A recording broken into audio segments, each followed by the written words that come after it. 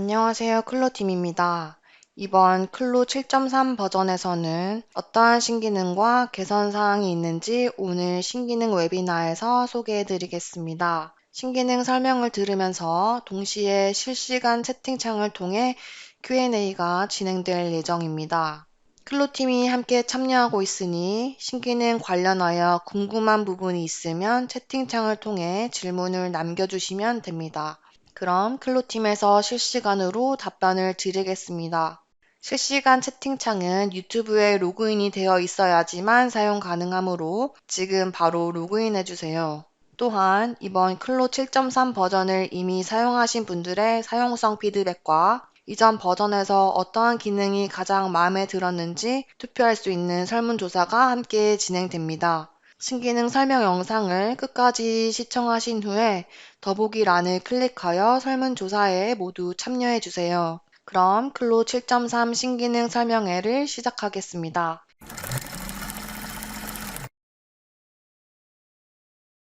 신기능 웨비나는 키피처, UI, 2D, 아바타, 매테리얼스, 그리고 모드 에디터의 순서로 소개될 예정입니다. 가장 먼저 이번 버전에 들어간 키피처 3가지에 대해서 소개해 드리겠습니다. 첫 번째로 소개해 드릴 키피처는 패브릭 크리에이터입니다. 7.3 버전부터 실제 원단의 데이터를 기반으로 쉽고 빠르게 원단을 생성할 수 있습니다. 원단의 종류, 혼용률, 그리고 무게 3가지 입력만으로 원단이 생성되며 프리뷰 창에서 시뮬레이션 결과를 바로 확인할 수 있습니다. 그럼 이제부터 사용 방법에 대해 살펴보도록 하겠습니다.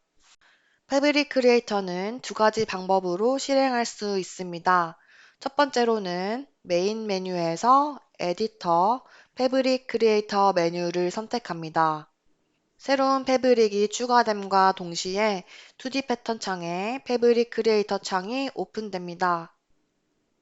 원단을 생성할 때 의상에 적용해보며 생성하고 싶은 경우 또는 이미 의상에 적용되어 있는 원단을 새로 제작하고 싶은 경우에는 해당 패브릭 위에서 우클릭 패브릭 크리에이터 메뉴를 클릭합니다. 먼저 패브릭 크리에이터의 창 구성에 대해서 설명을 드리겠습니다. 크게 2개의 창으로 나누어져 있는데요. 하단에서는 제작하고 싶은 패브릭의 정보를 입력하고 매테리얼을 설정할 수 있습니다. 상단 프리뷰에서는 입력한 정보를 기반으로 생성된 결과물을 3D로 확인할 수 있습니다. 프리뷰는 원단의 드레이프를 쉽게 확인하기 위해 탑뷰가 디폴트로 설정되어 있습니다. 우측 상단에 뷰 드랍다운 메뉴를 선택해서 특정 뷰로 손쉽게 변경할 수 있으며 마우스로 직접 뷰를 조절하여 커스텀 뷰로도 확인할 수 있습니다. 직접 조절한 뷰를 고정하고 싶다면 우측 상단의 자물쇠 아이콘을 클릭하세요. 현재는 원형 실린더 위에 지름 30cm 크기의 원형 원단이 올려져 있는데요. 창의 왼쪽 상단에 있는 모델의 드롭다운 메뉴를 통해서 더미 위에 케이프, 원형 실린더 위에 30x30 사각형 원단이 드레이프된 실루엣도 확인할 수 있습니다. 새로운 패브릭을 제작하며 사용 방법에 대해 자세히 설명드리겠습니다. 원단의 네임, 서플라이어, 오너를 입력한 다음 생성할 원단의 타입과 컴포지션을 선택해 주세요. 네, 원하는 패브릭 타입의 첫 글자를 키보드에서 입력하면 해당 항목으로 이동합니다. 예를 들어 캔버스를 검색하고 싶다면 알파벳 C키를 누르세요. 패브릭 타입에 따라서 선택할 수 있는 컴포지션의 세부 항목이 변경되므로 패브릭 타입과 컴포지션을 순차적으로 선택해야 합니다. 그런 다음 혼용률의 퍼센트를 입력한 후 덴시티를 입력해 주세요. 입력한 정보대로 프리뷰 창에서 시뮬레이션 결과를 바로 확인할 수 있습니다. 이제 아래 맵스에서 원단의 재질을 설정하겠습니다. 패브릭 크리에이터에서 재질을 설정하는 방법은 3가지입니다. 첫 번째로 원단 타입에 어울리는 맵을 가지고 있을 경우 직접 맵을 추가하여 원하는 재질을 설정할 수 있습니다.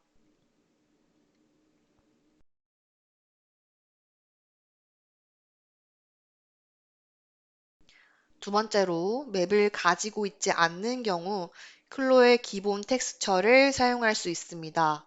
Use 클로 텍스처 프리셋을 체크해서 패브릭 타입에 어울리는 텍스처를 확인합니다.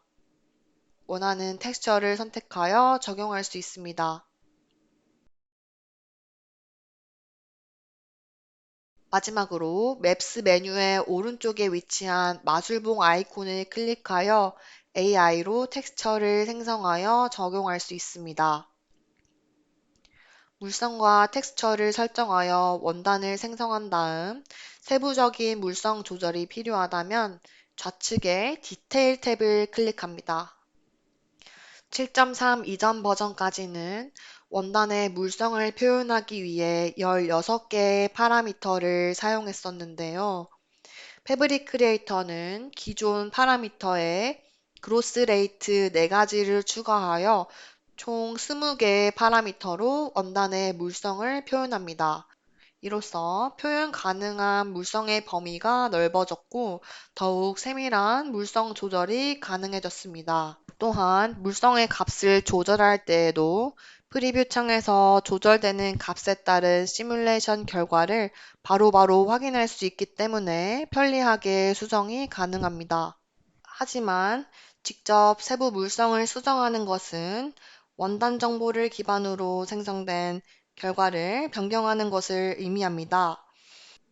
즉, 처음 입력했던 원단 정보와는 무관하게 물성이 바뀌기 때문에 수정 시 주의가 필요합니다. 수정한 디테일 값을 초기화하고 싶다면 오른쪽 상단의 화살표 버튼을 클릭합니다. 원단 생성이 완료되면 하단의 Apply 버튼을 클릭합니다. 해당 원단이 3D 의상에 적용되어 있을 경우 3D 창에서도 결과를 바로 확인할 수 있습니다. 해당 원단의 프로퍼티 에디터의 인포메이션에 패브릭 크리에이터에서 입력한 인포메이션이 업데이트 됩니다. 3D 창에서 시뮬레이션 버튼을 클릭하여 의상의 드레이프를 확인할 수 있습니다. 이때 프리뷰에서 보여지는 결과는 시뮬레이션 피팅으로 생성한 데이터이기 때문에 의상의 해당 물성을 정확하게 반영하기 위해서는 시뮬레이션 피팅을 적용하여야 합니다. Apply and Close 버튼을 클릭하면 해당 원단의 속성으로 적용됨과 동시에 원단 생성 창이 종료됩니다. 생성한 원단을 GFAB로 저장하고 싶다면 Save 버튼을 클릭합니다. 원단의 물성만 조절하고 싶은 경우 Property Editor, Physical Property에서 디테일 우측에 위치한 스패너 아이콘을 클릭합니다. 프리뷰만 실행하여 편리하게 수정할 수 있습니다. 앞서 말씀드린 것처럼 패브릭 크리에이터는 그로스 레이트가 추가된 새로운 파라미터 셋을 사용합니다. 7.3 이전 버전에서 저장되어 기존 파라미터 셋을 가진 경우 버전 1, 기존 파라미터에서 그로스 레이트 4가지가 추가된 새로운 파라미터 셋을 가진 원단은 버전 2로 구분됩니다. 원단의 버전에 대해서 알고 싶다면 패브릭을 선택한 후 프로퍼티 에디터에서 인포메이션, 피지컬 프로퍼티 메뉴를 확인합니다. 버전 1은 V1, 버전 2는 V2로 표시됩니다.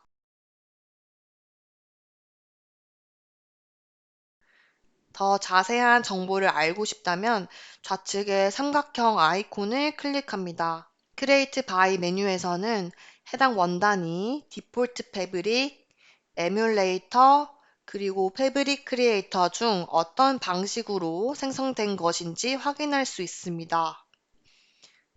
데이터 스테이트 메뉴에서는 피지컬 프로퍼티의 디테일 값 수정 여부를 확인할 수 있습니다. 원단 물성의 디테일 값을 수정하지 않았을 경우에는 오리지널, 수정했을 경우에는 에디티드로 표시됩니다.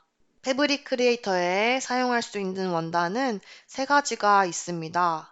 첫 번째, 클로 7.3 이상 버전에서 오브젝트 브라우저 애드로 생성한 새로운 원단.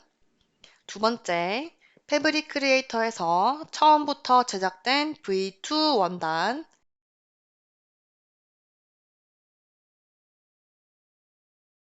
마지막으로 V1 지팹을 V2 지팹으로 컨버트한 원단입니다.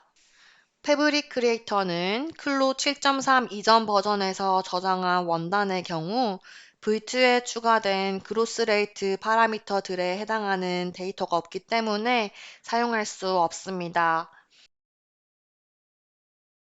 하지만 7.3 이전 버전에서 생성한 원단일 경우에도 패브릭 킷으로 측정한 데이터가 있다면 V2로 컨버트하여 패브릭 크리에이터를 활용할 수 있습니다. 이때 패브릭 킷으로 측정한 데이터가 있다면 피지컬 프로퍼티의 created by가 에뮬레이터로 표시됩니다. V1 집밥을 V2로 컨버트하기 위해 오브젝트 브라우저에서 V1 원단을 선택합니다.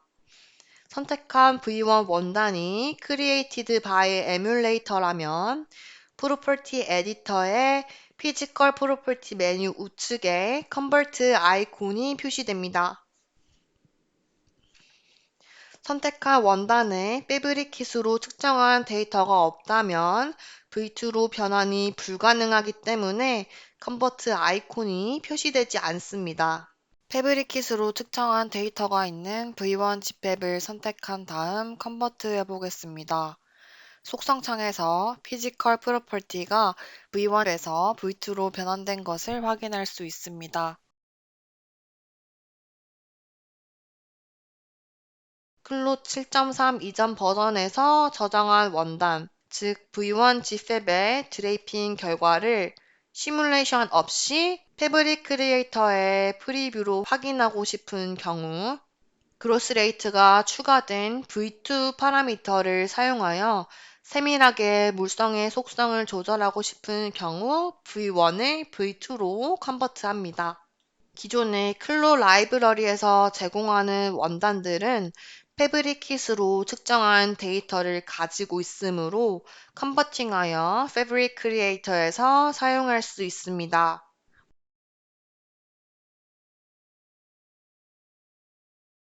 추가로 유저들이 V2 집팹과 패브릭 크리에이터를 사용해서 다양한 작업을 할 수 있도록 프리셋이 업데이트 되었습니다. 라이브러리에 약 190개의 V2 패브릭이 업데이트된 것을 확인할 수 있습니다. V2 집팹을 사용하기 위해 라이브러리의 우측 상단에서 다운로드 버튼을 클릭하여 모든 에셋을 한 번에 다운로드하거나 체크박스로 원하는 패브릭을 선택한 다음 다운로드 버튼을 클릭합니다. 원단을 제작하고 수정하는 데 시간이 오래 걸리셨다면 시뮬레이션 결과를 바로바로 확인할 수 있는 패브릭 크리에이터에서 간편하게 제작해 보세요. 빠르게 실제 원단과 유사한 원단을 제작할 수 있습니다.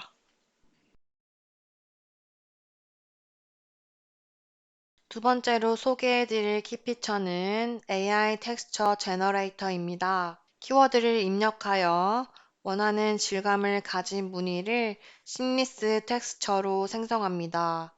또한 생성한 이미지가 3D 의상에 적용된 결과를 실시간으로 확인할 수 있습니다. 현재 AI 텍스처 제너레이터 기능은 베타 서비스로 시범 운영되어 사전 신청한 베타 테스터에게만 제공됩니다. 선정된 베타 테스터는 7.3 릴리즈 시점으로부터 약 한 달간 해당 기능을 사용할 수 있습니다.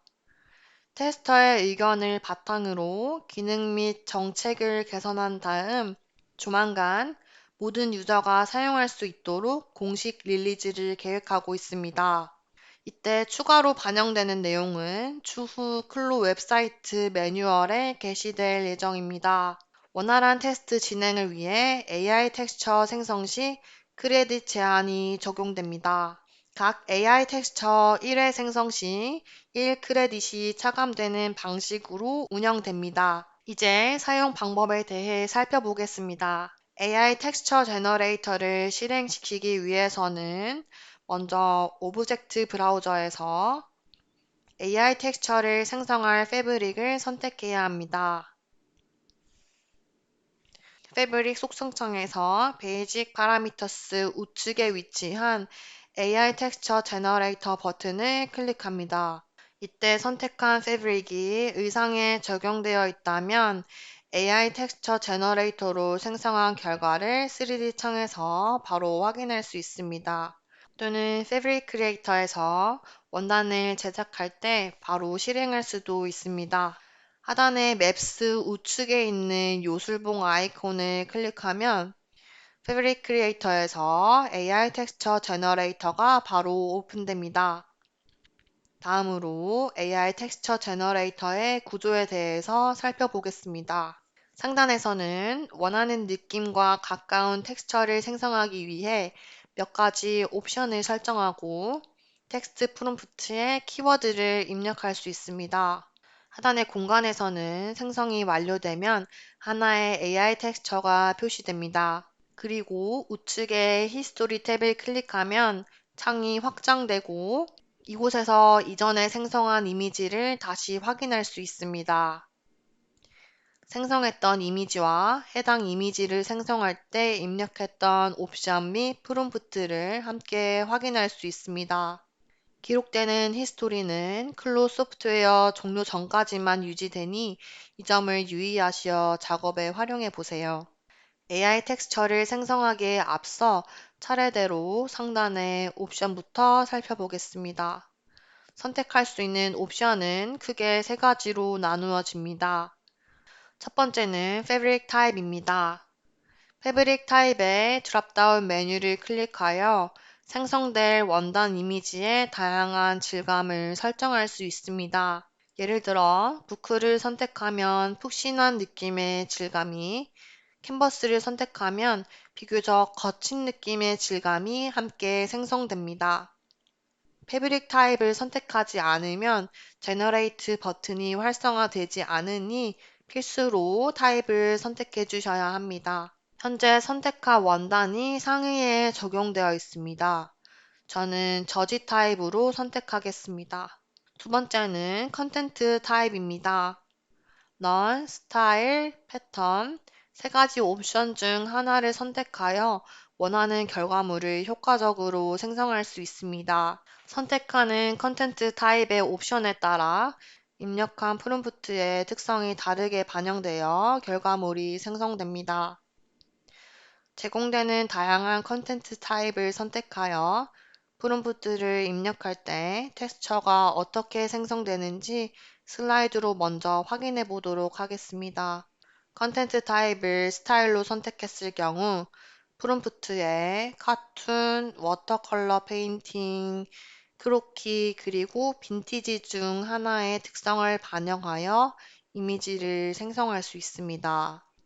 컨텐트 타입을 패턴으로 선택했을 경우 카모플라주, 타탄 체크, 페이즐리, 포카닷, 그리고 스트라이프 중 하나를 선택하여 프롬프트의 패턴의 특성을 반영하여 이미지를 생성할 수 있습니다. 그럼 AI 텍스처 제너레이터로 돌아와서 컨텐트 타입 설정 방법을 살펴보겠습니다. 생성하고 싶은 무늬에 특정한 화풍을 더하고 싶은 경우 스타일을 선택합니다. 컨텐트 타입을 스타일로 선택하면 바로 하단에 세부적인 스타일을 선택할 수 있는 드롭다운 메뉴가 나타납니다. 드롭다운 메뉴에서 텍스처에 원하는 스타일의 특성을 반영할 수 있습니다. 생성하고 싶은 무늬가 반복되는 패턴을 가지고 있다면 컨텐트 타입을 패턴으로 선택합니다. 그리고 나타나는 하단의 세부 드롭다운 메뉴에서 원하는 패턴 타입을 선택하여 텍스처의 패턴의 특성을 반영할 수 있습니다. 만약 컨텐트 타입에 의한 효과 없이 패브릭 타입과 프롬프트만으로 이미지를 생성하고 싶다면 컨텐트 타입을 none으로 선택합니다. 패턴 사이즈 옵션을 조절하여 생성되는 원리핏의 크기를 4단계로 조절할 수 있습니다. 상단에서 선택한 패브릭 타입 질감의 원리핏 크기는 유지됩니다. 패턴 사이즈를 1로 설정할 경우 1024에 가까운 크기로 사이즈가 랜덤하게 생성됩니다. 패턴 사이즈를 4로 설정할 경우 1024의 4배수인 4096에 가까운 크기로 사이즈가 랜덤하게 생성됩니다. 따라서 패턴 사이즈를 1로 설정하여 생성된 텍스처를 의상에 적용하면 작은 무늬가 반복되고 패턴 사이즈를 4로 설정하여 생성된 텍스처를 적용하면 큰 무늬가 반복됩니다. 이제 키워드를 입력하여 텍스처를 생성해 보겠습니다.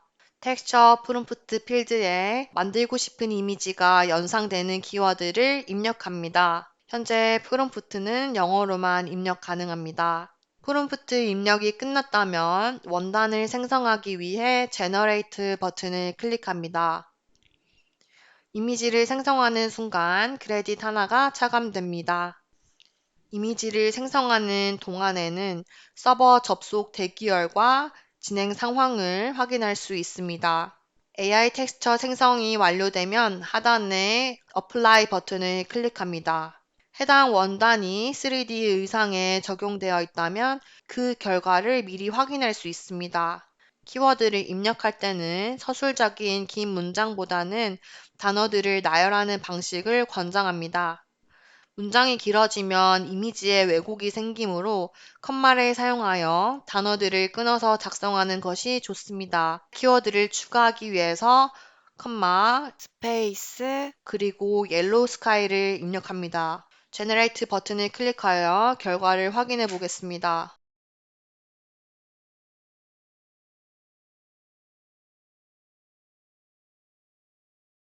특정 단어를 강조하고 싶다면 강조하고자 하는 단어의 괄호를 사용하세요. 단어의 가중치가 부여되어 더 많은 비중을 차지하게 됩니다.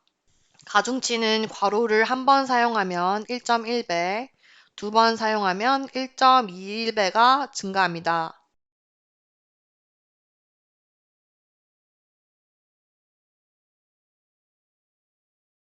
보이는 것처럼 옐로우 스카이 키워드의 가중치가 점점 더 가해져 생성되는 이미지의 결과가 달라지는 것을 확인할 수 있습니다. 이때 이미지를 클릭하면 해당 이미지의 프롬프트와 결과를 다시 가져오고 의상에 적용할 수 있습니다. 만약 프롬프트에 입력할 키워드에 대해 아이디어를 얻고 싶거나 도움이 필요하다면 주사위 모양의 랜덤 아이콘을 클릭합니다. 상단 옵션에서 설정한 Fabric 타입과 패턴 사이즈는 유지한 채로 컨텐트 타입과 텍스트 프롬프트가 무작위로 입력됩니다. 따라서 원하는 질감을 가진 이미지를 다양하게 생성하고 적용해 볼 수 있습니다. AI 텍스처 제너레이터는 최대한 새롭고 다양한 이미지들을 생성하기 위해 동일한 프롬프트를 입력하여도 매번 다른 결과를 보여줍니다.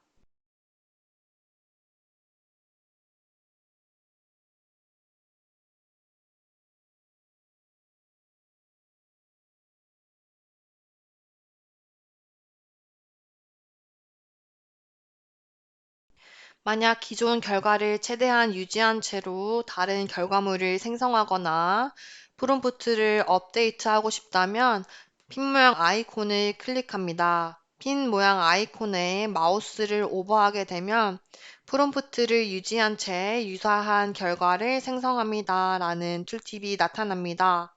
툴팁에 나타나는 설명에서 알 수 있듯이 핀 아이콘을 클릭하면 이전에 생성한 이미지와 비슷한 느낌을 가지고 있는 새로운 이미지를 생성할 수 있습니다.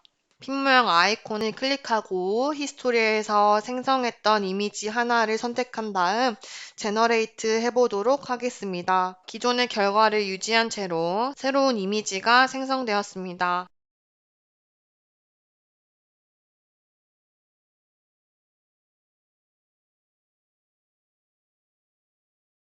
프롬프트를 수정하는 경우에 추가 및 변경되는 프롬프트에 따라 이전 결과와 상이할 수 있으니 유의해야 합니다.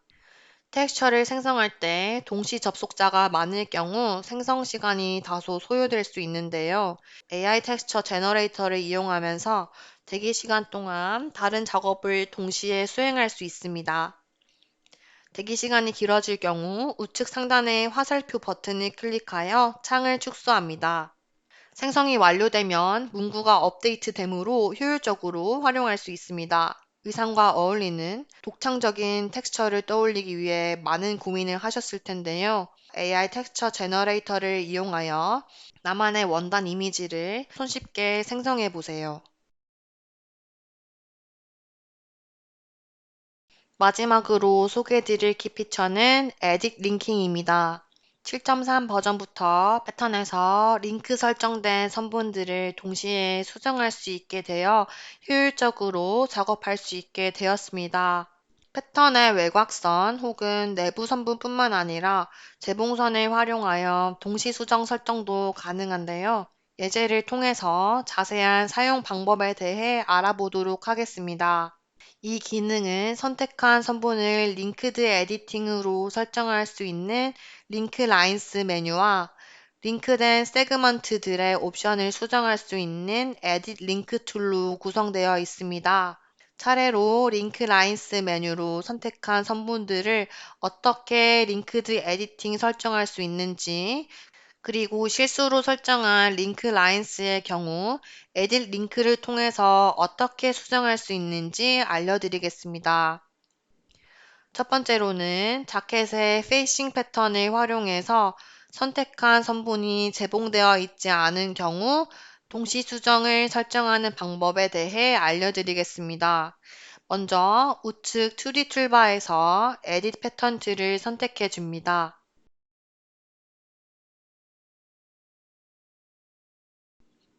그리고 동시 수정 설정하고 싶은 선분을 선택해 줍니다. 저는 페이싱 패턴의 어깨 외곽선을 선택하겠습니다. 그리고 선택한 선분 위에서 우클릭하면 가장 하단의 링크 라인스 메뉴를 확인할 수 있습니다. 링크 라인스 메뉴를 클릭하면 선택한 선분이 파란색으로 하이라이트 되고 동시 수정을 설정할 패턴의 외곽 선분에 마우스를 오버하게 되면 점선과 함께 하이라이트 되는 것을 확인할 수 있습니다. 이때 소잉 라인과 같이 선택하는 방향에 따라 링크 라인이 설정되는 방향이 결정되므로 유의해서 선택해야 합니다. 저는 점선이 평행되게 선택해 보도록 하겠습니다. 그러면 링크 라인스로 연결된 두 선분이 점선으로 연결되며 점선의 가운데 지점에 양방향 화살표로 링크되어 있는 것을 확인할 수 있습니다. 2D 패턴 윈도우의 빈 공간을 선택하면 링크된 선분들의 점선이 보이지 않고 해당 선분을 다시 클릭하면 링크 여부를 확인할 수 있습니다. 그럼 링크된 선분들이 어떻게 동시에 수정되는지 확인해 보겠습니다. 에딧 패턴 툴이 선택된 상태로 페이싱 패턴의 연목점을 수정해 보겠습니다. 그럼 보이는 것처럼 링크된 프론트 패턴의 연목점도 같이 수정되는 것을 확인할 수 있습니다. 그리고 현재 링크된 선분이 재봉되어 있지 않고 링크된 두 선분의 길이 분량이 다른 것을 확인할 수 있습니다.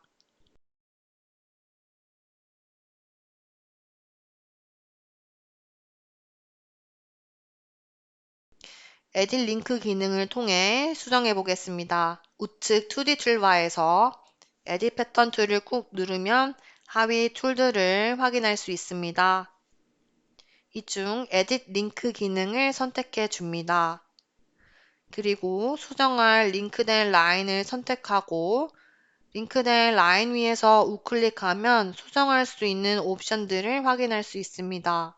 각 옵션을 살펴보면 첫 번째로 가장 상단에 언링크 기능을 통해 링크된 라인을 해제할 수 있습니다. 플립 디렉션 옵션을 클릭하면 링크된 라인이 수정되는 방향이 변경되게 됩니다. 이때 보여지는 점선 선분의 화살표가 한 방향으로만 표시되어 링크된 방향을 구분할 수 있습니다.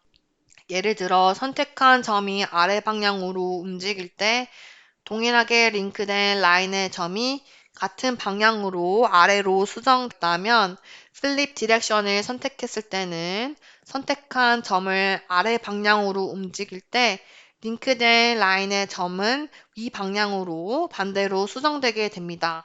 플립 디렉션 옵션은 우측 프로퍼티 에디터에서도 설정할 수 있습니다. 마지막 옵션은 Add Sewing to Linking입니다. 이 옵션은 소잉이 없는 라인에 링크 라인스를 설정한 경우에만 볼 수 있고 옵션을 클릭하여 링크된 라인을 자동으로 소잉할 수 있습니다. 그리고 Edit 링크 기능이 선택된 채로 링크 라인스가 설정된 선분의 끝점을 움직이면 링크 라인스의 분량을 수정할 수도 있습니다.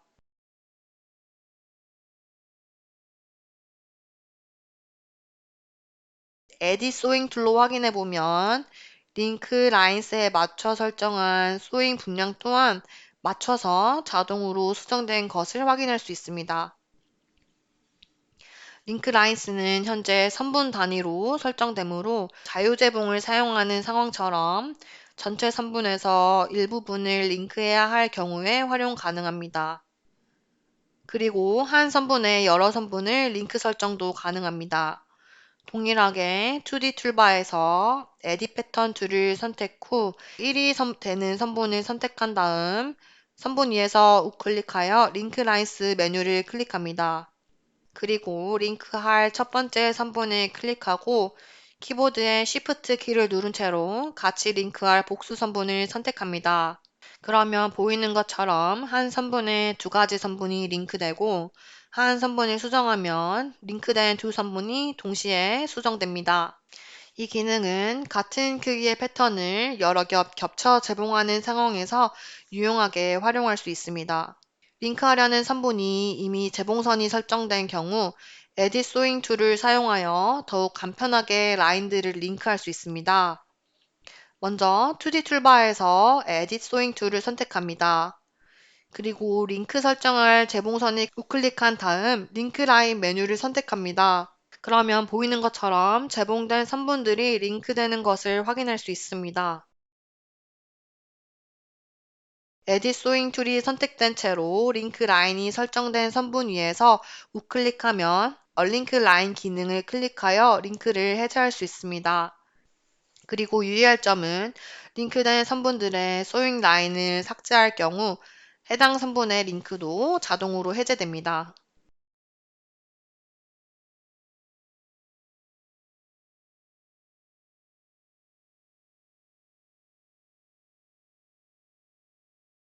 그리고 트레이스 툴로 패턴을 생성하는 경우 자동으로 모든 선분이 링크된 채로 생성할 수 있습니다. 2D 툴바에서 트레이스 툴을 선택합니다. 그리고 재킷의 백 패턴에서 페이싱 분량을 패턴으로 트레이스 해보겠습니다.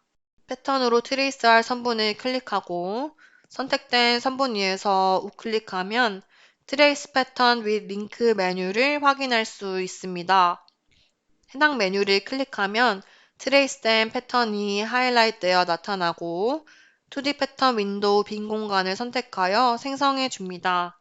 그러면 생성된 패턴이 바로 링크되어 복제된 것을 점선으로 확인할 수 있고 에디 패턴 툴을 선택하여 수정하면 바로 링크된 패턴에 반영되는 것을 확인할 수 있습니다.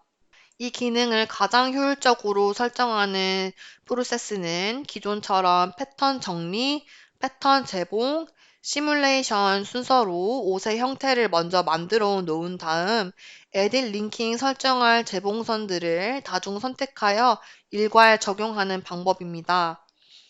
이 순서로 작업을 진행했을 때 가장 설정해야 하는 과정들을 단순화시킬 수 있습니다. 이전에는 패턴 단위로만 링크드 에디팅이 가능하여 패턴을 수정하는 데 다소 시간이 소요되셨다면 링크 라인 기능을 활용하여 좀 더 편리하게 패턴을 수정하는 데 활용해 보세요. 다음은 UI 업데이트 및 개선에 대한 내용입니다. 다음은 클로 소프트웨어 내 클로셋 라이브러리 기능 업데이트 및 개선에 대한 내용입니다. 클로와 클로셋의 데이터 구조에 싱크를 맞춰 클로 라이브러리를 더 편리하게 사용하기 위해 이번 7.3 버전에서는 총 4가지의 기능이 개선되었는데요. 한 가지씩 살펴보도록 하겠습니다. 첫 번째로는 라이브러리의 썸네일 이미지의 업데이트입니다. 7.3 이전 버전에서는 라이브러리 창에 클로셋과 커넥트 탭에서 아이템을 다운로드 받으면 파일을 저장 시에 설정한 썸네일이 아닌 해당 아이템의 프론트 뷰가 보였습니다. 하지만 이제는 다운로드 여부에 상관없이 항상 썸네일 이미지가 보여지도록 업데이트되었습니다. 예를 들어 라이브러리의 커넥트 탭에서 지퍼플러 혹은 버튼과 같은 작은 아이템들은 썸네일을 보고 다운로드 받은 후에 다시 찾으려고 하면 프론트 뷰로 보여져 확인이 다소 어려웠습니다. 이번 업데이트를 통하여 원하는 아이템을 선택하고 다운로드한 후에도 썸네일 이미지로 보여지게 되어 혼란을 줄일 수 있게 되었습니다. 다음 두 번째로 클로셋 탭에서 All Contents라는 항목이 새롭게 추가되었습니다. 기존에는 Favorite Workroom, 컨텐츠 혹은 원하는 컴퍼니 라이브러리에 폴더를 들어간 후 아이템 이름을 검색해야 했었습니다. 하지만 이번 개선을 통해 통합 검색과 같이 활용할 수 있도록 업데이트되었습니다. All 컨텐츠를 선택한 후 원하는 아이템 이름을 검색하면 선택한 그룹의 모든 아이템을 검색하게 됩니다. 세 번째로는 검색에 관련된 기능 개선 내용입니다. 7.3 이전 버전에서는 파일의 정보를 토대로 라이브러리 창에서 검색이 되었는데 이번 버전부터는 클로셋에 있는 정보를 기반으로 검색이 되도록 개선되었습니다. 그리고 어떠한 텍스트를 검색하였을 때 결과가 없을 경우 별도의 메시지가 나타나지 않았었습니다. 하지만 이번 버전부터는 There is no search result의 메시지를 명시해 주어 현재 검색이 완료되었는지 조금 더 직관적으로 검색 기능을 사용해 볼 수 있게 되었습니다. 그리고 이번에는 마지막 네 번째 개선입니다. 7.3 이전 버전에서는 라이브러리에서 파일을 다운로드 받고 난 후 다시 드래그 앤 드랍하거나 더블 클릭하여 다운로드 받은 파일을 열었어야 했었습니다. 하지만 7.3 버전부터는 다운로드한 후 바로 오픈 창이 실행되어 파일을 열 수 있도록 개선되었습니다. 이와 같이 개선된 클로셋 라이브러리를 통해 더욱더 편리하게 클로와 클로셋을 연결하여 활용해 보세요. 다음은 커스텀 팔레트의 오픈 세이브 관련 UI 개선 내용입니다. 기존에는 커스텀 팔레트에 컬러 칩이 존재하지 않는 상태에서도 저장이 되었습니다. 하지만 저장했던 컬러 칩이 존재하지 않는 커스텀 팔레트 파일을 다시 오픈하게 되면 컬러 칩을 불러올 수 없어 파일 로드에 실패하게 되었습니다. 하지만 이번 버전부터는 이러한 혼란을 방지하기 위해 커스텀 팔레트가 개선되었습니다. 커스텀 팔레트에서 컬러 칩이 없는 상태로 세이브 버튼을 선택해 보겠습니다. 그럼 화면과 같은 경고창이 뜨면서 컬러 칩을 추가하여 저장할 수 있도록 업데이트되었습니다.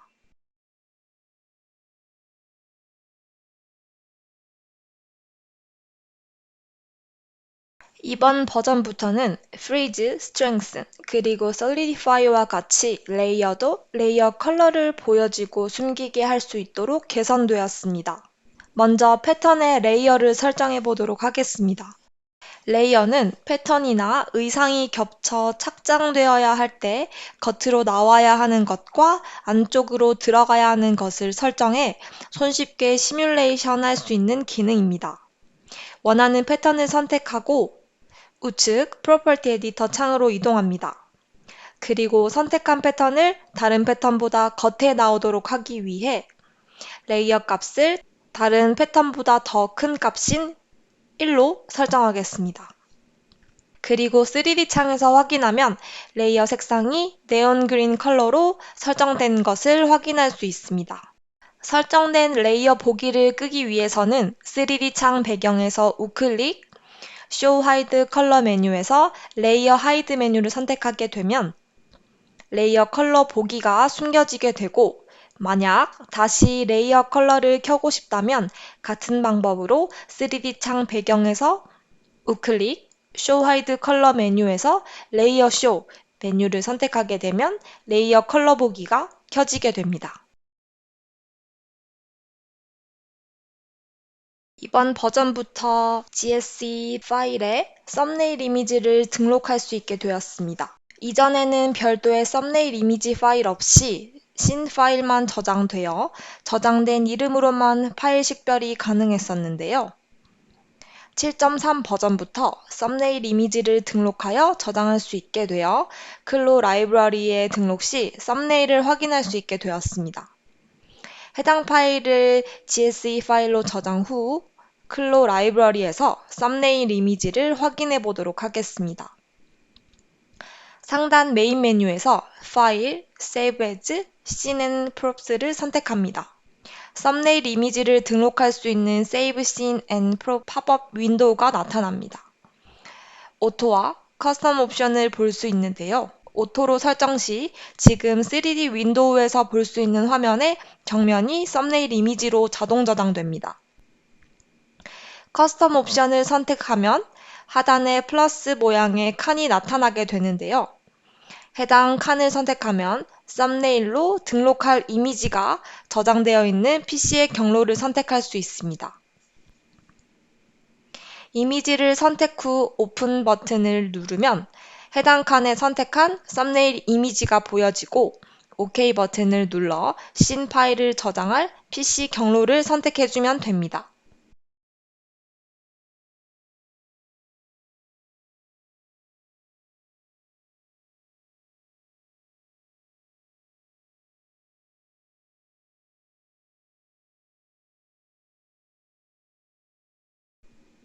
저는 미리 씬 파일이 저장된 파일의 경로를 클로 라이브러리에 등록해 두었는데요.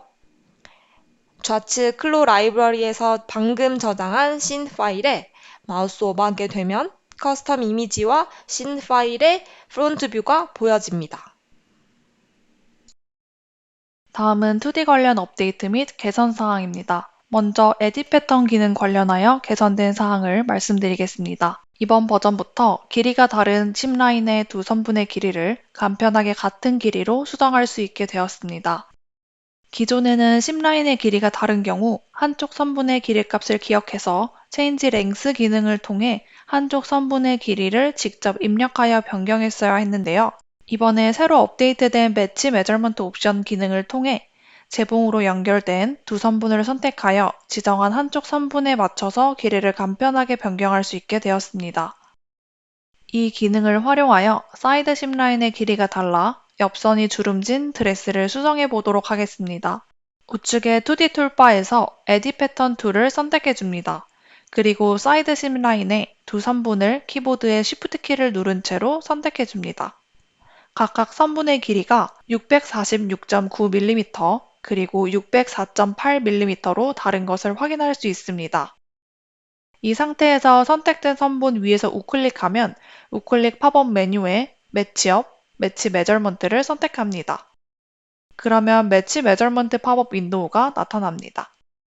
팝업 윈도우에서는 선택한 두 선분의 길이 중 어떤 길이의 선분에 맞춰 변경할 것인지를 매치 투 옵션 설정으로 선택할 수 있습니다. 먼저 숄트로 설정해보면 좀 전에 확인한 선분의 길이 중 짧은 쪽의 길이로 두 선분의 길이가 변경되는 것을 2D 패턴 윈도우에서 수치로 확인할 수 있고 변경 사항이 있는 선분에 화살표 아이콘이 표시됩니다.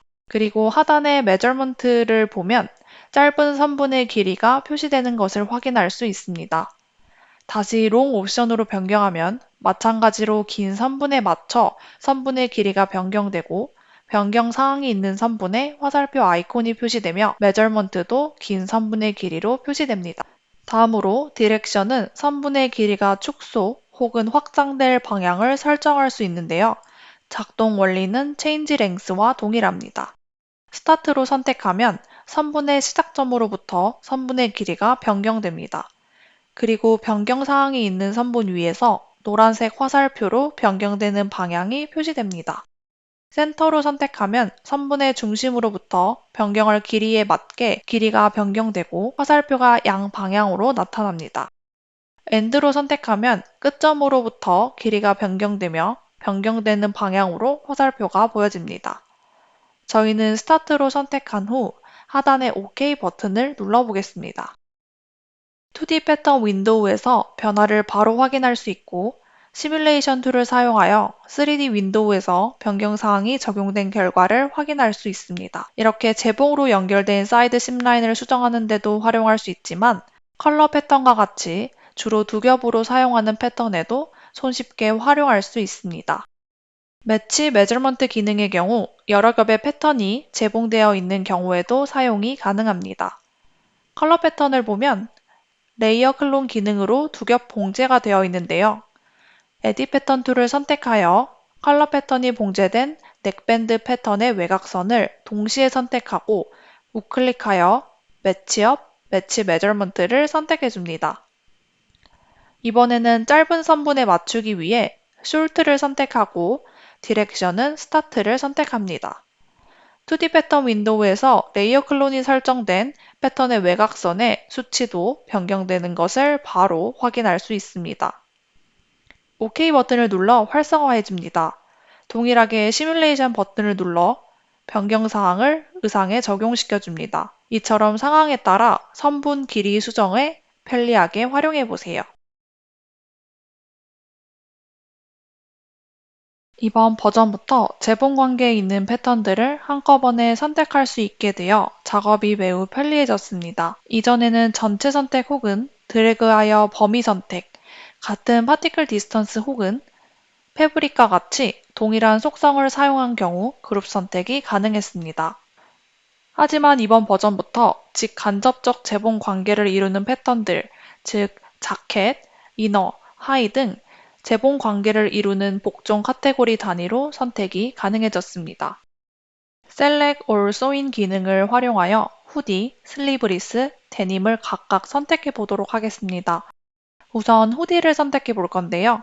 2D 툴바 우측 상단에서 트랜스폼 패턴 툴을 선택해 줍니다. 그리고 후디 패턴을 하나 선택 후 2D 패턴 윈도우의 패턴 위에서 우클릭하면 우클릭 팝업 메뉴가 나타나고 상단의 Select or Sew-in 메뉴를 클릭해 줍니다. 그러면 선택한 프론트 2D 패턴에 연결된 패턴들, 또 그 패턴들이 연결된 패턴들이 모두 선택되어 결과적으로 하나의 의상이 모두 선택됩니다. 그리고 2D 패턴 윈도우와 3D 윈도우에서 모두 하이라이트 됩니다. 우클릭 메뉴에서 선택하지 않더라도 2D 패턴 윈도우에서 특정 패턴을 선택 후 단축키 Ctrl, Alt, A로 재봉 관계에 있는 패턴들을 전부 선택할 수 있습니다. 또한 특정 패턴을 2D 패턴 윈도우 혹은 3D 윈도우에서 더블 클릭하면 전체 선택이 가능합니다. 그리고 키보드의 Shift 키를 누른 채로 다른 패턴을 더블 클릭하면 동시에 두 의상도 선택이 가능합니다. 이처럼 다양한 의상이 포함된 아트워크를 작업할 때 패턴이 많은 복잡한 의상도 카테고리별로 선택이 가능해졌으니 유용하게 사용해 보세요. 7.3 버전부터 재봉된 심라인에 탑 스티치와 퍼커링을 재봉선 속성창에서 한 번에 적용할 수 있게 되었습니다.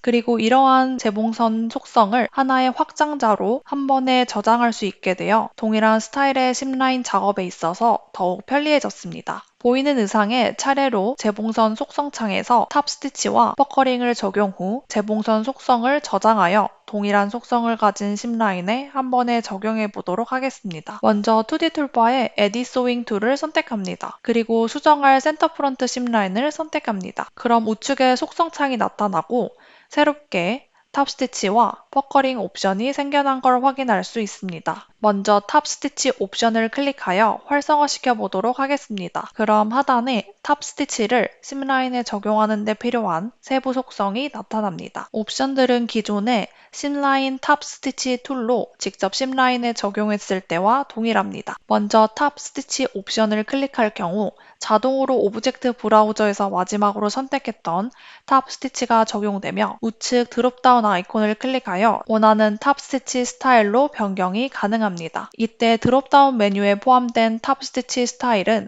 오브젝트 브라우저에 등록되어 있는 스타일 리스트와 동일합니다. 탑 스티치 스타일과 관련된 수정은 기존과 동일하게 오브젝트 브라우저에서 해당 스타일을 선택 후 나타나는 하단 속성 창에서 수정이 가능합니다. 다시 Edit Sewing 툴을 선택해서 재봉선 속성 창으로 돌아와서 나머지 세부 속성을 살펴보면 기존의 탑 스티치를 생성하고 선택했을 때 나타나는 메뉴들이 동일하게 적용되어 있는 것을 확인할 수 있습니다. 다음으로 동일한 소잉 라인에 퍼커링을 설정하여 더 사실감 있게 표현해 보도록 하겠습니다. 바로 아래 퍼커링 옵션을 선택하여 활성화시켜줍니다. 퍼커링도 탑 스티치와 동일하게 오브젝트 브라우저에서 마지막으로 선택한 퍼커링 스타일이 자동으로 적용되며 드롭다운 메뉴 아이콘을 클릭하여 변경할 수 있습니다. Extend, Offset, Placement 옵션을 사용하여 퍼커링의 적용 위치 및 간격을 조정하여 사용할 수 있습니다. 제가 적용한 것처럼 탑 스티치와 퍼커링이 모두 사용되는 심라인에는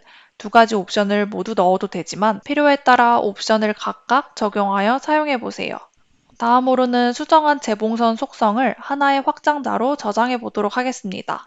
해당 확장자는 SSP 파일로 추가로 적용한 탑 스티치, 퍼커링뿐만 아니라 소잉 타입, 앵글, 텐션 등 소잉 프로퍼티 에디터에 있는 모든 옵션 값을 포함하여 저장할 수 있습니다. 속성창 우측 상단에서 세이브 버튼을 클릭합니다.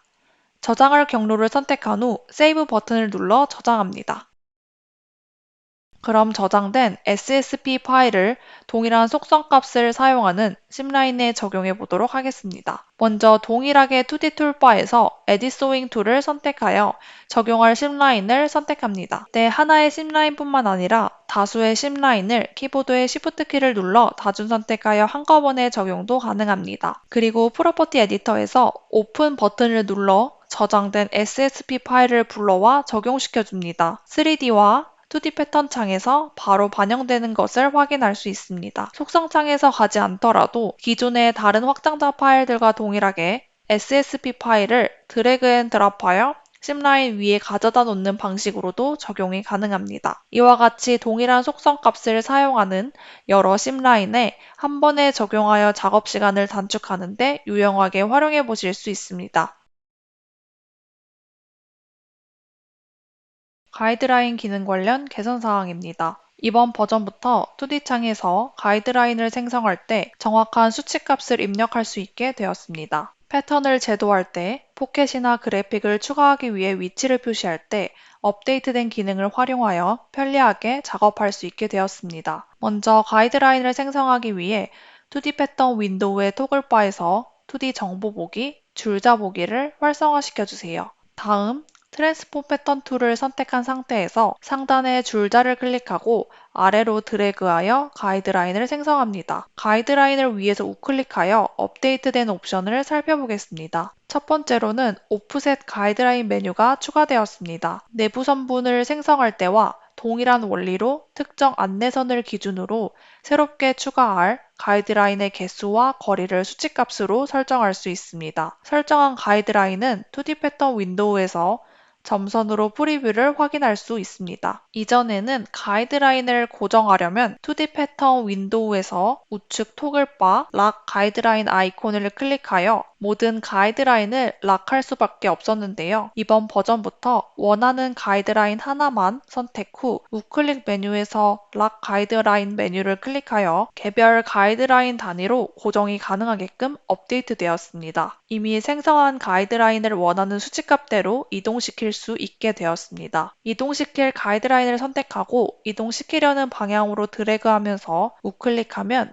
무빙 디스턴스 팝업 창이 나타납니다. 위쪽 방향으로 드래그한 다음 우클릭해 보도록 하겠습니다. 디스턴스 무브드에서는 생성된 가이드라인을 드래그하여 선택한 가이드라인이 기존에 생성되어 있는 포지션부터 이동된 거리가 표시됩니다. 수치값을 수정하여 원하는 위치로 정확하게 이동할 수 있습니다. Current X, or Y-axis 포지션에서는 2D 패턴 윈도우의 좌표를 기준으로 가이드라인의 위치를 확인합니다. 수치를 직접 입력하여 원하는 좌표 위치로 이동할 수 있습니다. 현재 위치에서 일정 수치만큼 이동하고 싶은 경우 포지션에 해당하는 값을 입력합니다. 예를 들어 드래그하여 386.1mm를 이동했는데 15mm만 반대 방향으로 이동하고 싶은 경우 디스턴스 무브드 값에서 마이너스 15를 계산하여 입력하는 것보다 포지션 다운에서 15를 입력하면 편리하게 계산할 수 있습니다.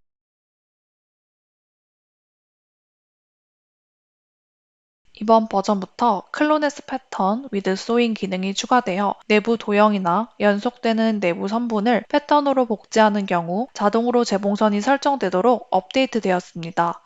그럼 주머니와 라벨을 생성하여 클로네스 패턴 with sewing 기능을 사용하는 방법에 대해 살펴보겠습니다. 포켓과 같이 패턴 외곽선 전체가 제공되어 있지 않은 경우 클로네스 패턴 with sewing 기능을 사용하여 선택한 특정 선분만 제공된 상태로 패턴을 복제할 수 있습니다. 먼저 포켓을 생성하기 위해 몸판에 있는 기초선을 트레이스합니다. 트레이스 툴을 선택한 다음 Shift 키를 누르며 기초선을 선택해 엔터를 눌러주세요.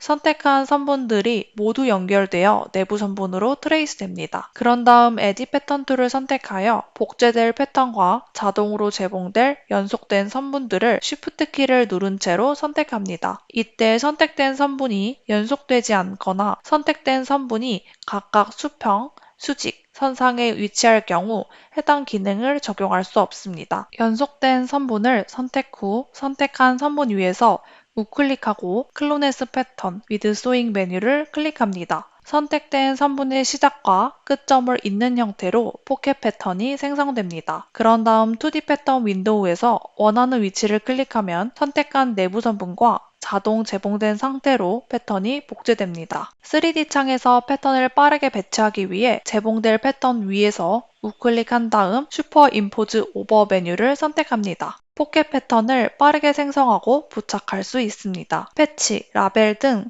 패턴 외곽선 전체가 제공되는 경우 트랜스폼 패턴 툴로 내부 도형을 선택한 다음 클로네스 패턴 with sewing을 사용하여 패턴이 모두 제공된 채로 복제할 수 있습니다. 이번에는 라벨을 부착하기 위해 패턴 위에 내부 사각 도형을 생성하겠습니다. Internal Rectangle 툴을 선택하여 라벨이 생성될 지점을 클릭합니다. 부착할 라벨의 위드와 하잇을 입력하고 OK 버튼을 눌러주세요. 트랜스폼 패턴 툴을 사용해 내부 도형 단위로 선택 후 우클릭 클로네스 패턴 with sewing 메뉴를 선택하면 패턴 전체가 자동으로 제공된 채로 복제됩니다. 마찬가지로 3D 창에서 패턴을 빠르게 배치하기 위해 우클릭한 다음 슈퍼 임포즈 오버를 선택합니다. 패치나 사면 봉제로 라벨을 부착할 때 유용하게 사용할 수 있습니다. 다음은 핀 기능에 대한 업데이트 내용입니다. 이번 버전부터 2D 패턴 창에서도 핀 선택이 가능해졌습니다. 3D 창에서 생성한 핀이 의상에 가려졌을 때 2D 패턴 창에서 손쉽게 선택할 수 있습니다. 2D 패턴을 보면 의상에 핀이 생성되어 있는 것을 빨간 점으로 확인할 수 있습니다. 3D 창에서 핀의 위치가 구분이 어려운 상황인데요. 이때 보이지 않는 핀을 쉽게 찾기 위해 3D 툴바의 핀 박스 툴을 선택합니다. 그런 다음 2D 창에서 핀을 선택하세요.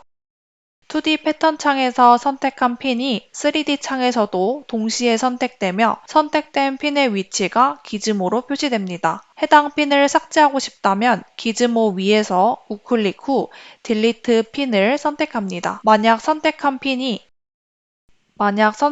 핀이 핀 박스 또는 핀 라쏘 툴로 생성된 핀이라면 2D 패턴 창에서 하나의 핀을 선택하더라도 핀 박스 툴로 생성된 핀이 모두 선택됩니다. 3D 창에서 핀의 위치를 찾는 데 시간이 다소 소요되셨다면 이제부터 2D 패턴 창에서 핀을 선택해 보세요.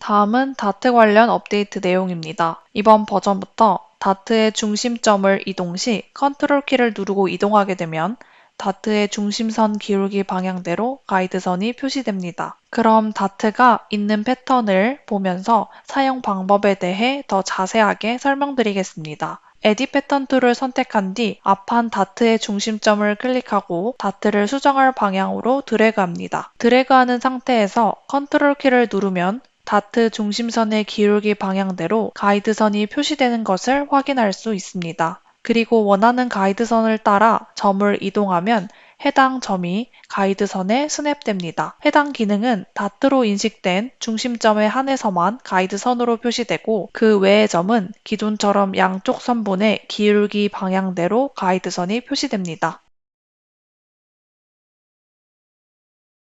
이번에는 쉐입 다트 캡 개선된 기능에 대해서 설명드리겠습니다. 기존에는 쉐입 다트 캡을 사용할 때에는 커브 포인트가 3개로 고정되어 있어 원하는 커브 쉐입으로 조정하기가 어려웠습니다. 하지만 이번 7.3 버전에서는 원하는 만큼 커브 포인트를 더 추가할 수 있게 개선되어 자유롭게 커브를 조정할 수 있게 되었습니다. 패턴을 보면서 해당 기능에 대해 자세히 설명드리겠습니다. 우선 2D 툴바의 에디 패턴 툴을 선택한 뒤 다트를 생성하고자 하는 포인트 위에 마우스 우클릭합니다. 옵션 창에서 Add Dot 혹은 Add Dot with Fulness를 선택합니다. 다트 창에서 원하는 다트 수치값을 입력한 후 Shape Dot Cap을 선택한 상태로 OK 버튼을 클릭합니다. 생성한 다트가 접혀질 패턴 외곽선의 형태를 미리 보기 라인을 통해 확인할 수 있고 마우스 커서를 패턴 아웃라인에 커브 포인트가 없는 위치에 올려둡니다. 그러면 마우스 커서를 따라 선분 위에서 커브 포인트를 적용할 위치를 미리 볼 수 있습니다. 이제 커브 포인트를 추가할 위치에 마우스를 클릭하여 커브 포인트를 추가해 줍니다. 그리고는 기존과 동일하게 추가한 커브 포인트를 클릭, 드래그하여 원하는 만큼의 공률을 조절한 후 엔터키를 눌러줍니다. 설정한 공률만큼 다트가 포함된 패턴의 외곽선이 변경되는 것을 확인할 수 있습니다. 이렇게 개선된 쉐입 다트 캡 기능으로 공률을 원하는 만큼 자유롭게 조절할 수 있게 되었습니다. 다음으로 아바타 업데이트 및 개선에 대한 내용입니다. 이번 버전부터 오토 크리에이트 피팅 수트 기능이 아바타 에디터의 탭으로 새롭게 추가되면서 기존에는 새로운 아바타를 불러올 때 자동으로만 생성되었던 피팅 수트가 수동으로도 생성할 수 있게 되었습니다. 이로 인해 성인의 사람 형태를 지닌 아바타에만 사용이 가능했던 기능이 캐릭터와 같이 팔과 다리를 갖춘 다양한 형태의 아바타에도 사용 가능해졌습니다. 피팅 수트 기능을 통해 사용할 다양한 사이즈와 형태의 아바타에 의상을 오토 그레이딩하여 자동 피팅이 가능하도록 커스텀 아바타의 피팅 더미를 생성합니다. 이를 활용하여 의상의 패턴을 직접 수정하지 않더라도 자동으로 커스텀 아바타에 맞게 착장이 가능합니다. 그럼 예제를 통해 피팅 수트를 생성해 보겠습니다. 피팅 수트 기능을 사용하기 위해서는 먼저 AVT, FBX, OBJ 등의 확장자로 아바타 파일을 불러와야 합니다. 그리고 상단의 메인 메뉴 바에서 아바타, 아바타 에디터를 클릭하게 되면 상단의 피팅 수트 탭을 클릭하여 사용할 수 있습니다. 이때 유의할 점은 아바타의 의상이 착장되어 있을 경우 피팅 수트를 적용할 수 없습니다. 프로젝트 파일에 의상이 이미 로드되어 있는 경우 경고창이 노출되며 파일을 Save As 혹은 삭제하여 다음 단계를 진행할 수 있습니다. 피팅 수트 탭을 클릭하면 3D 창 상태가 자동으로 베이직 서컴퍼런스 메저 모드로 적용됩니다. 피팅 수트는 수동 생성, 자동 생성 두 가지 방법을 통해 적용할 수 있습니다. 먼저 수동으로 피팅 수트를 제작해 보도록 하겠습니다. 피팅 수트를 생성하기 위해서는 3D 창에 불러온 아바타의 부위별 둘레를 인식하기 위해 둘레선을 3D 창에서 부위별로 직접 설정해줘야 합니다. 피팅 수트를 생성하기 위한 둘레선은 크게 어펄 바디와 로월 바디 두 가지로 나뉘며 어펄 바디의 미드넥부터 차례대로 해당 부위의 둘레선을 생성해주면 됩니다.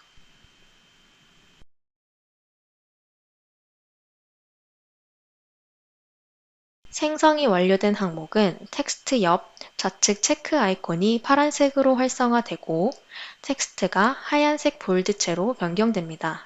그리고 자동으로 다음 생성 항목으로 넘어가며 텍스트가 파란색으로 변경됩니다.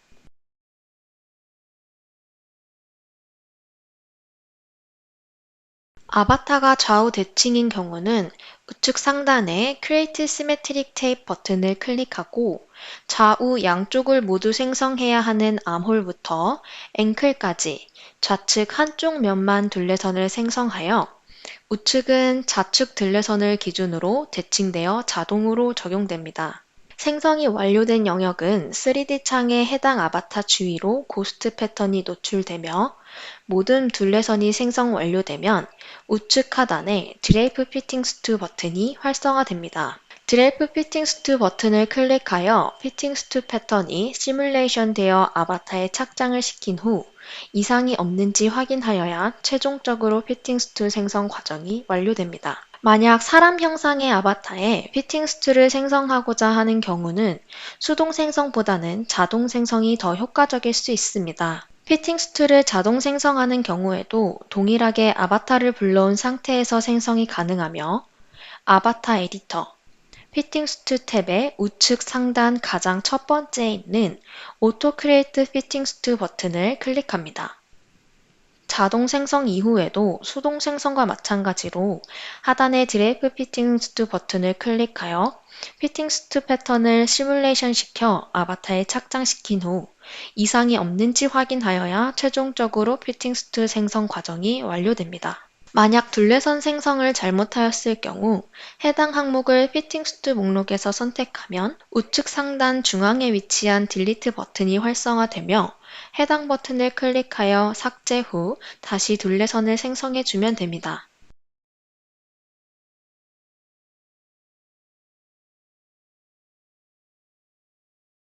또한 해당 피팅스 투 목록에서 우클릭하여 바로 딜리트 메뉴를 클릭하여 삭제도 가능합니다.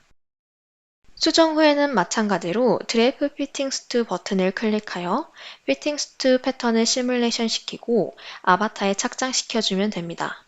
딜리트 키 우측에는 리셋 버튼이 존재하며 해당 토글 키를 클릭하면 생성한 라인이 전부 삭제될 것이라는 경고창이 표시되며 Yes를 클릭하면 생성한 둘레선을 모두 초기화할 수 있습니다. 리셋 키 우측에 있는 세이브 버튼을 클릭하여 생성된 피팅스 투와 함께 아바타를 AVT 파일로 저장이 가능합니다.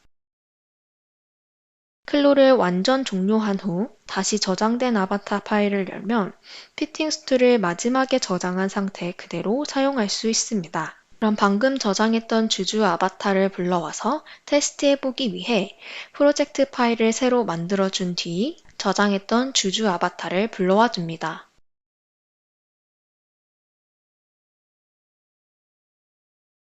그리고 기존에 만들어 두었던 다른 사이즈의 의상 파일을 추가해주고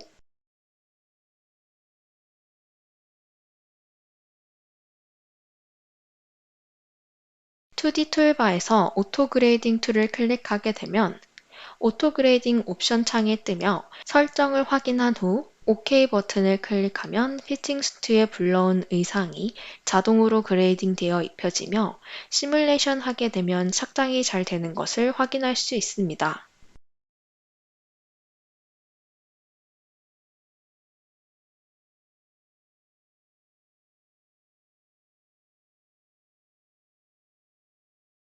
이번 버전부터 더 쉽게 아바타 액세서리를 등록할 수 있도록 등록 방식과 레지스터 액세서리 창이 업데이트되었습니다. 먼저 액세서리 등록을 위해서는 등록하고자 하는 액세서리에 맞는 클로 아바타를 불러와야 합니다. 저는 클로 피메일 아바타에 맞게 액세서리를 제작했기 때문에 클로 아바타 미아의 원형을 불러왔습니다. 그리고 상단의 메인 메뉴 바에서 아바타, 레지스터 액세서리를 클릭하게 되면 보이는 것처럼 액세서리 등록창이 열리게 됩니다. 기존의 액세서리 등록창보다 옵션들이 추가되었고 변경되었습니다. 그럼 위에서부터 차례로 설명드리겠습니다. 액세서리 타입은 기존과 동일하게 등록할 액세서리 타입을 드롭다운 메뉴에서 선택할 수 있습니다. 이번 버전부터 타입의 기본 값이 헤어에서 셀렉트로 변경되었습니다. 슈즈를 선택할 경우는 추가 옵션으로 플랫과 힐을 선택할 수 있습니다. 다음으로 오브젝트 항목이 새롭게 추가된 것을 확인할 수 있습니다. 액세서리 파일은 우측 오픈 버튼을 눌러 기존과 동일한 방식으로 지원하는 확장자 파일을 저장한 경로에서 선택하여 불러오실 수 있습니다. 기존에는 FBX 파일만 지원했었다면 이번 버전부터 OBJ와 DAE 파일까지 액세서리로 등록할 수 있게 되었습니다. 그리고 스케일과 엑시스 컨버전 옵션이 새롭게 추가되었습니다. 기존에는 다른 3D 소프트웨어에서 제작한 파일을 클로에서 등록할 때 위치나 크기, 축이 맞지 않게 되면 다시 제작한 소프트웨어로 돌아가 수정을 거쳐 등록해야만 했었습니다. 하지만 이번 버전부터 다른 소프트웨어에서 제작한 액세서리 파일이더라도 클로에서 직접 크기와 축을 바로 수정할 수 있도록 개선되었습니다. 상단 파일에서 액세서리를 불러오면 바로 3D 창의 프리뷰로 보여지게 되고 3D 창에서 해당 액세서리 파일을 클릭하면 기즈모를 통해 액세서리가 아바타에 부착될 위치와 각도를 바로 수정할 수 있습니다. 기존에는 신발과 귀걸이와 같이 좌우가 동일한 아이템을 등록해야 할 경우 양쪽을 모두 각각 제작하여 등록해야 했습니다. 하지만 이번 버전부터 액세서리 타입에서 신발과 귀걸이를 선택한 경우 옵션 창에 미러 크리에이션이라는 옵션이 생성되며 좌우 둘 중 한쪽의 액세서리만 있어도 해당 옵션을 체크하면 아바타의 골반 기준으로 반대쪽이 자동 생성됩니다. 그리고 가장 하단에 썸네일 항목이 추가되었습니다. 기존에는 썸네일을 이미지로 등록하고 싶은 경우 선택적으로 커스텀 이미지만 등록 가능했습니다. 하지만 이번 버전부터 액세서리 파일을 등록할 때 썸네일 이미지의 기본값이 오토로 설정되어 상단 옵션에서 설정한 액세서리 타입별로 설정된 뷰가 자동으로 저장됩니다. 드롭다운 메뉴에서 커스텀 메뉴를 클릭하여 원하는 이미지를 썸네일로 등록할 수도 있습니다. 모든 설정을 마무리한 후에 하단의 세이브 버튼을 클릭하여 저장할 경로를 선택한 다음 세이브 버튼을 클릭하여 저장합니다. 저장 후 바로 액세서리가 3D 창에서 아바타에 적용된 것을 확인할 수 있습니다. 추가로 이번 버전부터 OBJ FBX 형태로 제작한 액세서리뿐만 아니라 클로에서 2D 패턴으로 제작한 액세서리를 바로 액세서리로 등록할 수 있게 되었습니다. 클로에서 패턴으로 액세서리를 제작한 경우 두 가지 방법으로 액세서리 파일을 등록할 수 있습니다. 첫 번째 방법은 OBJ FBX 액세서리 파일 등록과 동일하게 메인 메뉴의 아바타, 레지스터 액세서리를 클릭합니다.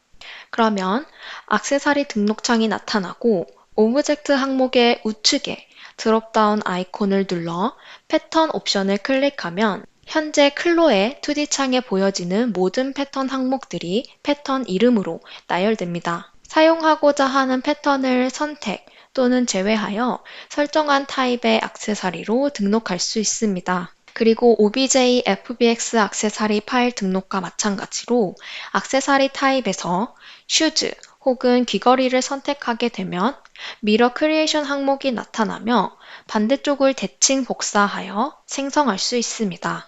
썸네일 설정까지 마무리한 다음 마찬가지로 세이브 버튼을 클릭한 후 원하는 경로 폴더에 저장하게 되면 2D 창의 패턴은 사라지고 등록된 액세서리만 3D 창의 아바타와 함께 보여지게 됩니다.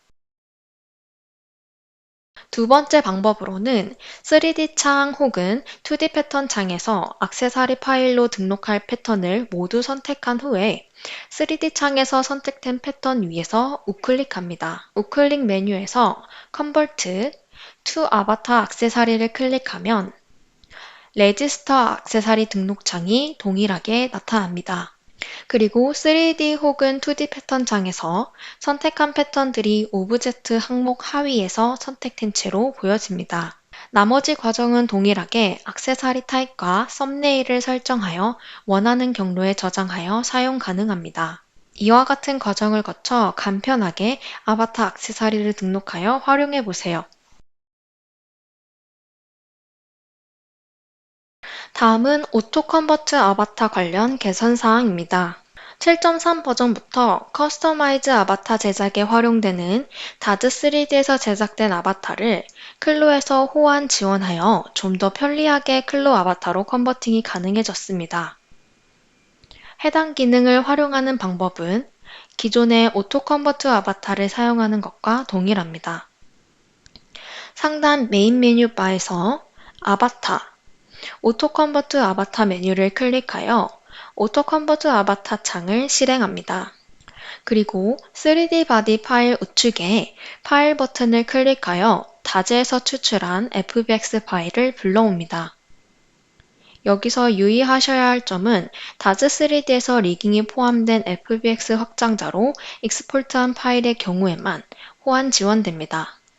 아바타를 불러오는 과정에서 자동으로 다즈 파일로 인식됩니다. 7.3 버전에서는 다즈 아바타의 제네시스 8, 8.1 버전과 성별까지 자동으로 인식됩니다. 이렇게 다즈의 FBX를 불러온 후 컨버팅하여 사용하려는 목적에 맞게 클로 스킨 스타일, 리깅 온리, 사이즈 에디터블 옵션을 선택하여 주면 됩니다. 그리고 다즈에서 FBX로 파일을 내보낼 때 헤어와 슈즈가 포함된 상태라면 오토 컨버트 아바타 기능을 통해 별도의 작업 없이 자동으로 인식되며 아바타의 바디, 슈즈, 헤어가 각각 따로 분리되어 컨버팅됩니다. 분리되어 컨버팅된 헤어와 슈즈는 세이브 패스 항목에서 원하는 폴더 경로를 지정하여 저장할 수 있고 동일한 제네시스 버전과 성별, 그리고 컨버팅 옵션을 한 다즈 아바타의 경우 호환하여 사용할 수 있습니다. 최종적으로 옵션 사항들을 모두 선택한 후 컨버트 버튼을 클릭하면 컨버팅이 진행되며 최종 완료된 아바타를 사용하실 수 있습니다. 자세한 호환 조건은 클로 홈페이지의 매뉴얼을 참고해 주세요. 개선된 기능을 활용하여 커스터마이즈한 아바타를 클로에서 편리하게 컨버팅하여 사용해 보세요. 앞으로 좀 더 다양한 아바타들을 직접 컨버팅할 수 있도록 점차적으로 개선될 예정입니다.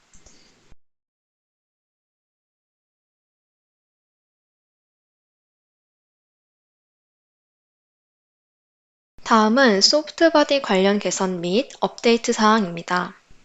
이번 버전부터 컨버팅된 아바타들에 대해서도 소프트바디 시뮬레이션을 적용할 수 있게 되었습니다. 컨버팅 호환을 지원하는 다즈 아바타뿐만 아니라 외부 소프트웨어에서 제작한 아바타들도 오토 컨버트 아바타 기능을 통해 컨버팅한 경우 소프트바디 시뮬레이션 적용이 가능합니다. 이번 7.3 버전에서는 리깅 온리를 제외한 클로 스킨 스타일과 사이즈 에디터블 옵션으로만 컨버팅된 아바타에만 적용 가능합니다. 그럼 앞서 오토 컨버트했던 다즈 아바타를 이번에는 사이즈 에디터블로 컨버팅한 후에 소프트 바디 시뮬레이션을 적용해 보도록 하겠습니다. 사용 방법은 기존 클로 아바타에 소프트 바디 시뮬레이션을 적용할 때와 마찬가지로 컨버팅된 아바타를 클릭하여 우측 속성 창에서 소프트 바디 시뮬레이션 옵션을 체크한 후 소프트 바디 스티프니스 값을 조절하면 3D 창 좌측 하단에 소프트 바디 시뮬레이션이 적용되는 것을 알리는 아이콘이 생성된 것을 보실 수 있습니다. 그리고 이번 버전부터 소프트 바디의 애니메이션 적용이 가능해졌습니다. 이전 버전에서는 소프트 바디 시뮬레이션 적용 시 애니메이션 리코딩이 지원되지 않았습니다. 하지만 7.3 버전부터는 소프트 바디 시뮬레이션 옵션을 선택한 후 애니메이션 모드에서 의상을 착용한 상태로 레코딩이 가능해졌습니다. 모션 레코딩 후에 플레이를 통해 소프트바디가 적용된 상태를 애니메이션으로 확인이 가능하며 렌더링까지 가능하게 되었습니다. 앞으로 소프트바디 기능을 사용하여 영상 제작에 활용해 보세요.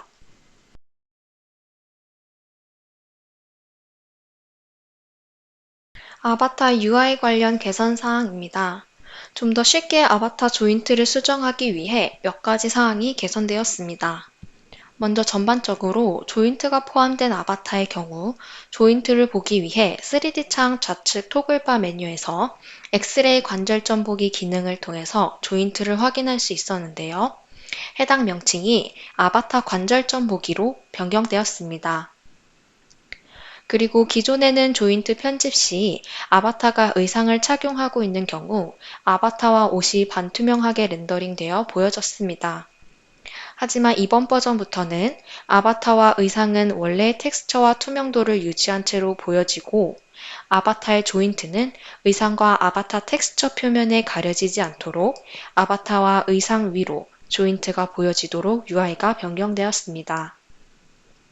이로 인해 수정된 조인트를 확인하기 위해 토글 메뉴를 반복적으로 껐다 켰다 하지 않아도 되며 작업이 매우 편리해졌습니다.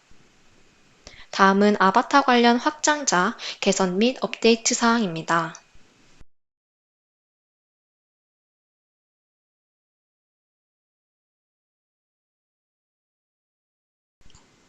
이번 버전부터 외부 확장자들 중 아바타로 불러왔을 때 기존의 OBJ 파일에서만 스케일이 변경되었던 것이 FBX 파일을 비롯한 오픈 콜라다, GLTF, 알렘빅 파일에서도 가능하게 되었습니다. 해당 확장자의 파일을 불러온 후 3D 창에서 셀렉트 무브 툴로 선택하게 되면 기즈모 우측 상단에 스케일 아이콘이 추가된 것을 확인할 수 있습니다. 스케일 아이콘을 선택하게 되면 스케일 기즈모가 나타나며 X, Y, Z축을 각각 조절하여 축별로 사이즈 조절이 가능합니다. 스케일 기즈모 중앙에 마우스 커서를 올려두면 대각선 방향대로 늘려서 해당 비율을 유지한 채 사이즈를 확대 및 축소할 수도 있습니다. 또한 우측 프로퍼티 에디터 창에서도 스페시피케이션 목록 밑에 스케일이라는 항목이 추가된 것을 확인할 수 있습니다.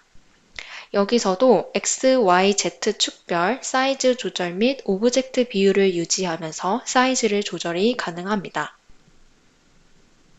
다만 조인트가 포함된 아바타의 경우 아바타 조인트 보기 상태에서 전체 조인트를 선택할 수 있는 하단의 보라색 조인트를 클릭하면 기즈모를 통해 사이즈 수정이 가능하며 프로퍼티 에디터의 스케일 항목 또한 특정 단위로 표기되지 않고 원본 아바타 크기의 배수로서 수치가 표시됩니다.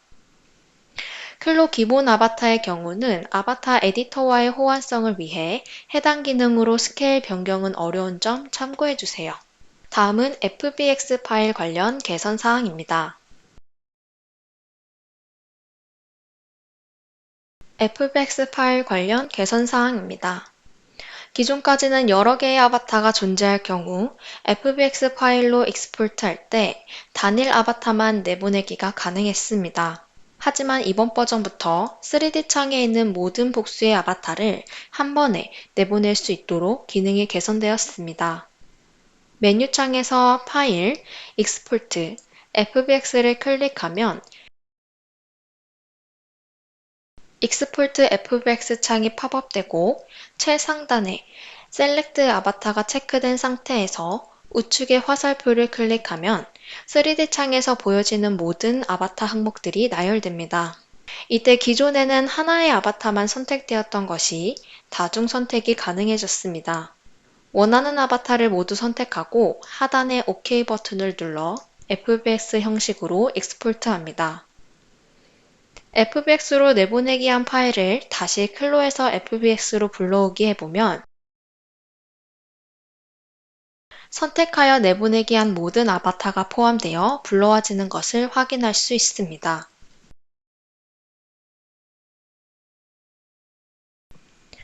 그리고 이번 버전부터 FBX 형식으로 불러올 때 기존의 OBJ를 불러올 때만 가능했던 축 전환이 가능하게 되었습니다.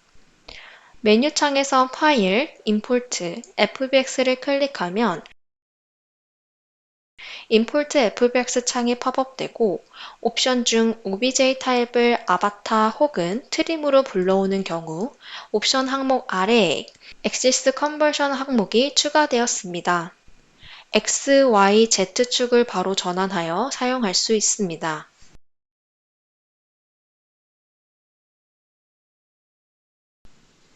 다음은 3D 핀맵 업데이트에 대한 내용입니다. 기존 3D 핀맵에서는 쇼 프레셔 포인트 맵을 통해 의상과 아바타가 접하는 지점의 위치만 확인할 수 있었는데요. 이번 버전부터 쇼 프레셔 포인트 맵이 프레셔 맵으로 업데이트되어 의상이 아바타를 누르는 압력을 확인할 수 있습니다. 프레셔 맵을 활성화하기 위해 3D 창의 토글바에서 스핀 맵, 프레셔 맵을 선택합니다. 시뮬레이션이 제대로 적용된 상태가 아니라면 프레셔 맵이 디스플레이 되지 않기 때문에 보이시는 것처럼 마우스 커서 우측에 가이드가 표시됩니다. 프레셔 맵은 현재 노멀과 피팅 시뮬레이션에서만 사용할 수 있습니다. 그럼 정확한 물성으로 프레셔 맵을 확인하기 위해 피팅 시뮬레이션을 선택한 다음 시뮬레이션 버튼을 클릭하겠습니다. 아바타의 어느 부분에 압력을 받는지 쉽게 확인할 수 있도록 가먼트 렌더링 스타일이 반투명한 상태로 변경됩니다. 동시에 아바타가 의상에 의해 받는 압력의 정도가 색상으로 표시됩니다. 이번에는 아바타가 받는 압력을 높여보기 위해 의상의 수축률을 50%로 변경하고 시뮬레이션을 돌려보겠습니다. 그럼 의상이 작아짐으로써 아바타가 받는 압력이 높아진 것을 확인할 수 있습니다. 이때 특정 부분이 받는 압력에 대한 정확한 수치가 궁금하다면 3D 창 의상 위에서 해당 부분을 클릭해 보세요. 클릭한 포인트 위치에 대한 수치가 표시됩니다. 색상에 따른 압력을 세부적으로 설정하기 위해 프레셔 맵의 속성을 편집할 수 있습니다. 메인 메뉴, 프리퍼런스, 핏 프로퍼티 메뉴를 클릭해 보세요. 프레셔 탭이 추가된 것을 확인할 수 있습니다. 설정한 수치에 원하는 컬러로 3D 창에 디스플레이 할 수 있습니다. 앞으로 타이트한 의상의 핏을 확인할 때 업데이트된 프레셔 맵을 활용하여 아바타가 받는 압력이 어느 정도 되는지 확인해 보세요. 다음으로 머테리얼 관련 업데이트 및 개선에 대한 내용입니다. 먼저 파이핑 기능 관련 업데이트입니다. 그동안 파이핑을 생성하면 파이핑의 끝부분이 닫히지 않아 파이핑의 끝을 납작하게 막아달라는 요청이 있었습니다. 7.3 버전부터 파이핑의 끝이 닫힌 설정을 할 수 있게 되었습니다. 먼저 기능을 사용하기 위해 3D 윈도우에서 파이핑 툴로 상위 절개선에 파이핑을 생성해 보겠습니다.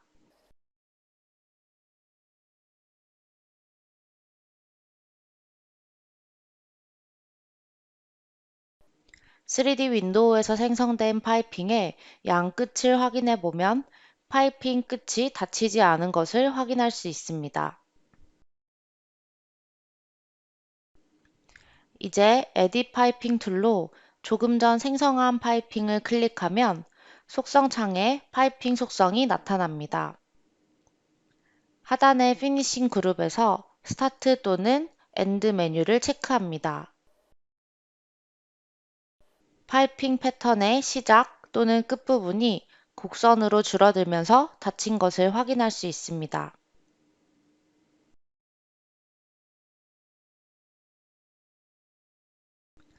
이번 버전부터 지퍼 길이 조절을 3D 창에서 직관적으로 수정할 수 있게 되었습니다. 이전에는 지퍼를 패턴 끝까지 생성해야 하는데 지퍼가 패턴 길이보다 짧게 혹은 패턴을 벗어나서 생성된 경우 삭제 후 재생성하거나 2D 창에서 길이 확인 후 지퍼 길이를 입력해야 했는데요. 7.3 버전부터는 에딧 지퍼 툴을 사용해 쉽게 길이를 수정할 수 있습니다. 여기 패턴 길이와 맞지 않게 생성된 지퍼가 있습니다. 좌측 3D 툴바에서 에딧 지퍼 툴을 선택합니다. 에딧 지퍼 툴이 선택된 채로 3D 창에서 생성된 지퍼 위에 마우스 오버하게 되면 지퍼 포인트가 파란색으로 하이라이트 되고 마우스 커서 우측에 가이드라인이 나타납니다.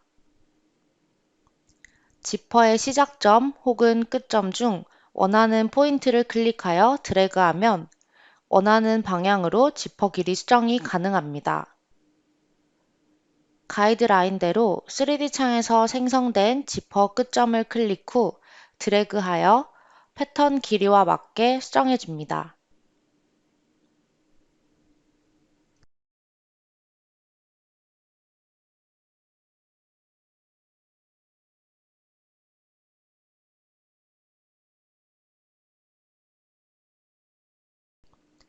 이제 탑 스티치와 마찬가지로 퍼커링에서도 대칭 패턴의 동시 수정 해제가 가능해졌습니다. 이전 버전까지는 비대칭 표현을 하기 위해 유저가 패턴에서 링크드 에디팅을 제거해야 하므로 이후에 패턴 수정에 많은 불편함이 있었는데요. 이번 버전부터 퍼커링 표현의 링크드 에디팅 기능만 해제하면 탑 스티치에서와 마찬가지로 작업이 훨씬 쉬워지게 됩니다. 화면 속 청바지처럼 대칭되지 않는 퍼커링 표현이 적용되는 청바지를 예시로 작업해 보겠습니다. 먼저 우측 2D 툴바에서 에딧 퍼커링 툴을 선택해 줍니다. 그리고 2D 패턴 윈도우에서 제거할 퍼커링을 선택 후 퍼커링 위에서 마우스 우클릭합니다. 팝업 메뉴에서 Remove Linked Editing을 선택하면 퍼커링의 대칭 설정이 해제됩니다. 이제 삭제할 퍼커링 위에서 마우스 우클릭 후 퍼커링을 삭제해 줍니다. 패턴의 동시 수정을 해제하지 않고 퍼커링의 대칭 설정만 해제하여 원하는 스타일을 자유롭게 활용해 보세요.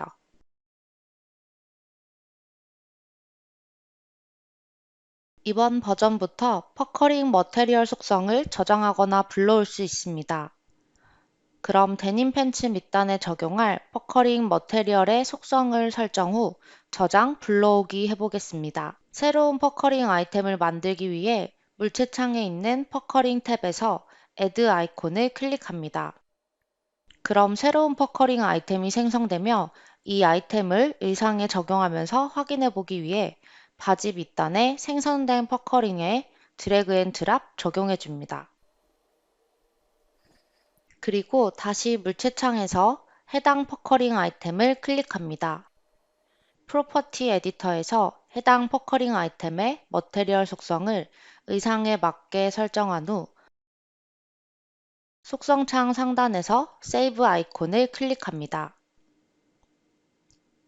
그런 다음 파일의 경로를 지정하여 퍼커링 스타일 프리셋 파일인 PTP 파일로 저장합니다.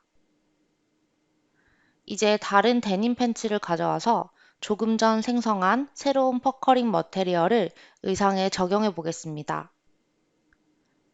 물체창에 있는 퍼커링 탭에서 Add 아이콘을 클릭해 새로운 퍼커링 아이템을 생성합니다. 생성한 퍼커링 아이템을 클릭한 후 프로퍼티 에디터에서 오픈 아이콘을 클릭해 조금 전 저장한 퍼커링 파일을 불러옵니다. 새로운 퍼커링 아이템을 바지 밑단에 생성된 퍼커링에 드래그 앤 드랍 적용합니다. 저장된 퍼커링 머테리얼이 적용된 것을 확인할 수 있습니다. 이와 같이 중복된 퍼커링 속성을 많이 사용하는 의상에 활용하여 작업 시간을 단축시키는 데 활용해 보세요.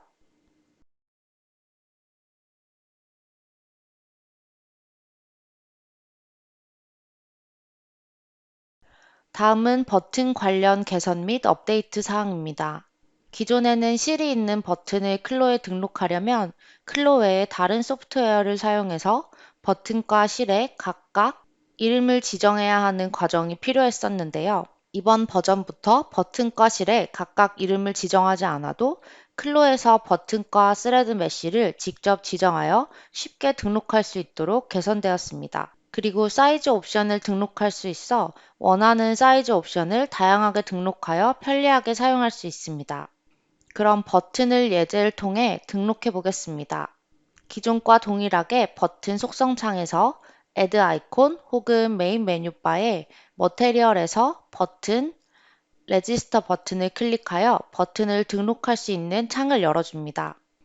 그런 다음 베이직 카테고리에서 버튼의 이름을 지정하고 파일 카테고리의 1번 탭에서 원하는 정보를 입력합니다. 그리고 OBJ 항목에서 등록할 버튼과 실이 있는 OBJ 파일을 불러오겠습니다. 1번 탭의 OBJ 파일을 불러오면 Select Mesh 항목 아래에 1, 2 메쉬가 불러온 곳을 확인할 수 있습니다. 각각 버튼과 스레드 메쉬를 나타내며 체크박스를 선택하면 프리뷰에서 선택된 이름의 메쉬가 노랗게 하이라이트 되기 때문에 정확하게 어떤 메쉬인지 확인할 수 있습니다. 해당 OBJ에서는 1이 버튼이고 2가 스레드임을 알 수 있습니다. 그리고 Select Mesh 항목 우측을 보시면 버튼 스레드를 선택할 수 있는 드롭다운 메뉴가 있는데요. 여기서 선택한 메쉬를 버튼과 스레드 메쉬로 직접 지정할 수 있습니다. 우선 버튼 옵션이 선택되어 있는 상태에서 1번 메쉬를 선택하겠습니다. 그러면 보이는 것처럼 버튼만 노랗게 하이라이트 되고 해당 메쉬가 버튼으로 지정됩니다. 그런 다음 스레드를 지정해야 하는데요. 드롭다운 메뉴에서 스레드 옵션을 선택한 후 셀렉트 메쉬에서 스레드인 2번 메쉬를 클릭합니다. OBJ 항목 아래 스페시피케이션 항목에서는 버튼의 사이즈를 조정할 수 있는데요. 원하는 크기로 조정한 후 해당 사이즈를 기본값으로 지정하고 싶은 경우 Set as Default를 선택해 줍니다. 그러면 버튼을 등록할 수 있는 기본적인 조건은 설정되었습니다. 이번에는 버튼 사이즈 옵션을 등록해 보겠습니다. 1번 탭 우측에 플러스 버튼을 클릭하면 2번 탭이 추가된 것을 확인할 수 있습니다. 탭 아래에 보시면 사이즈 네임 항목을 찾을 수 있고 1번 탭으로 돌아가 보면 동일하게 사이즈 네임 항목이 추가된 것을 확인할 수 있습니다. 해당 칸에는 원하는 버튼 사이즈명을 입력할 수 있습니다. 1번 탭에는 디폴트로 설정하고 2번 탭에서는 먼저 OBJ 항목에서 동일한 버튼 파일을 불러오고 사이즈 네임에 S를 입력해 보겠습니다. 다음은 1번 탭에서 진행한 것과 마찬가지로 버튼 스레드를 각각 지정해 줍니다. 그리고 스페시피케이션에서 원하는 버튼 사이즈로 조정합니다. 저는 기본 사이즈에서 살짝 크기를 줄여보겠습니다. 해당 사이즈는 사이즈 옵션으로 등록할 것이기 때문에 Set as Default 항목은 체크하지 않겠습니다. 설정이 모두 완료되었다면 OK 버튼을 클릭합니다. 버튼 속성 창에서 등록된 버튼을 확인해 보겠습니다.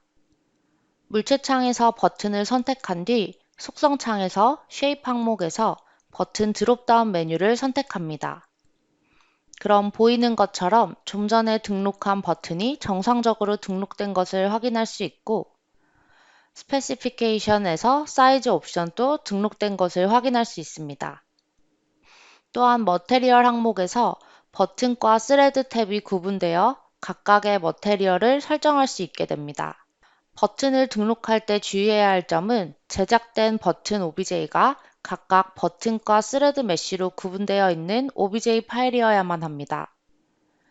만일 버튼과 스레드가 하나의 메쉬로 구성되어 있다면 클로에서 등록 시 버튼과 스레드로 구분하여 지정할 수 없기 때문에 이 부분은 제작 시 사용한 소프트웨어에서 메쉬를 분리하여 OBJ로 저장해야 합니다. 그동안 스레드가 있는 버튼을 등록할 때 다른 소프트웨어에서 메쉬별로 각각의 이름을 형식에 맞춰 지정해야 했던 부분에 번거로움을 느낀 분들이시라면 이번에 개선된 기능으로 좀 더 빠르고 간편하게 원하는 버튼을 등록해 보세요. 7.3 버전부터 버튼에 사용된 텍스처에도 패브릭 디퓨즈 맵과 동일하게 디세츄레이션 기능을 통해 텍스처의 색상을 제거할 수 있게 되었습니다. 그럼 이전에 등록한 버튼을 활용하여 사용 방법을 알려드리겠습니다.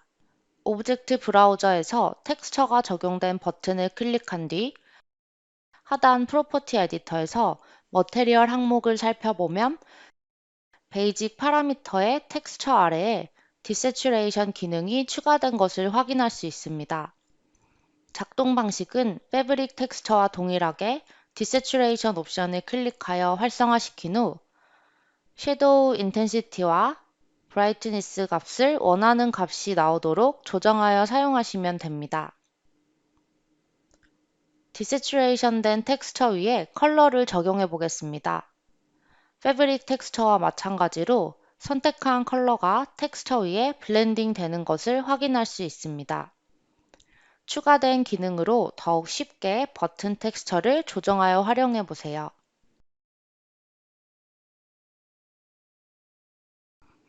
다음은 이밴드 관련 업데이트 사항입니다. 이전 버전에서는 엘라스틱 밴드가 패턴으로 인식되어 프린트 레이아웃 에디터에서 엘라스틱이 적용된 패턴이 사용한 원단 탭별 네스팅 시에 디스플레이 되도록 설정되었습니다.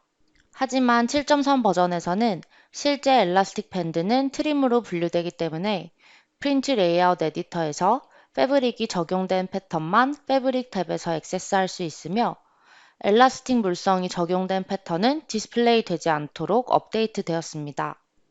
또한 이번 버전에서는 엘라스틱의 길이 및 너비와 같은 세부 정보를 택팩으로 내보낼 수 있는 기능이 업데이트 되었습니다.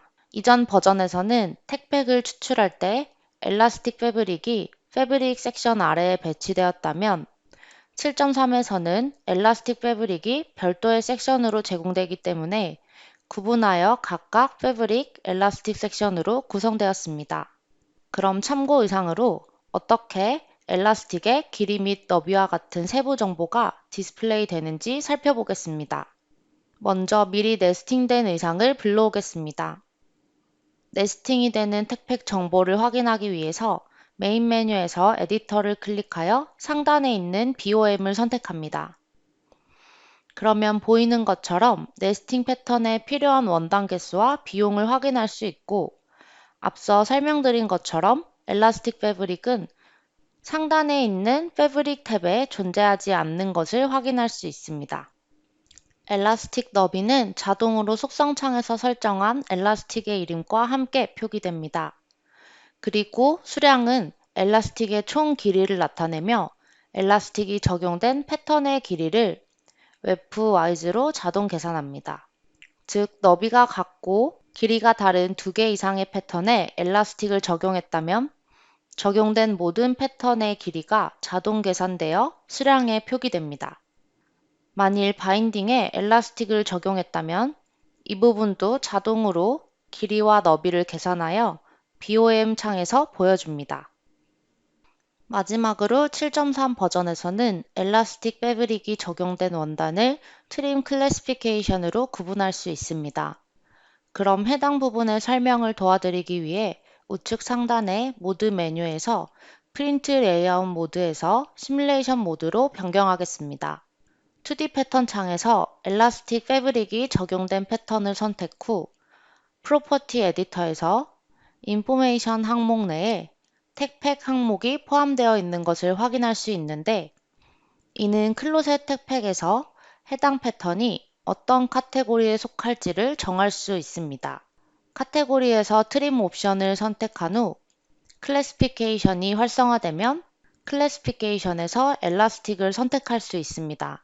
그럼 택팩 비아 클로셋 기능을 활용하여 택팩을 추출하여도 위와 동일하게 패브릭과 엘라스틱 패브릭 섹션이 구분되어 표기됩니다.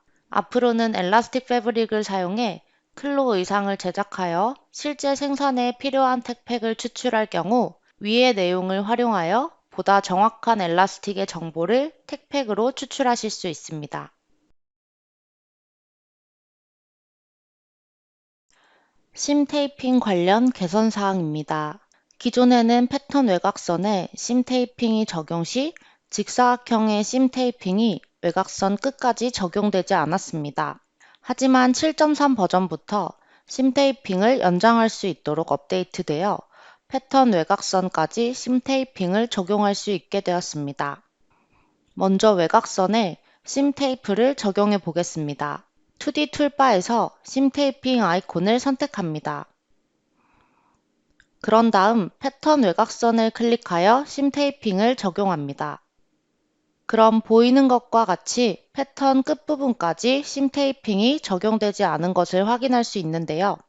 외곽선 끝까지 적용시키기 위해서는 프로퍼티 에디터에서 심 테이핑 메뉴 아래에 새로 생긴 익스텐드 옵션을 ON으로 클릭해 줍니다.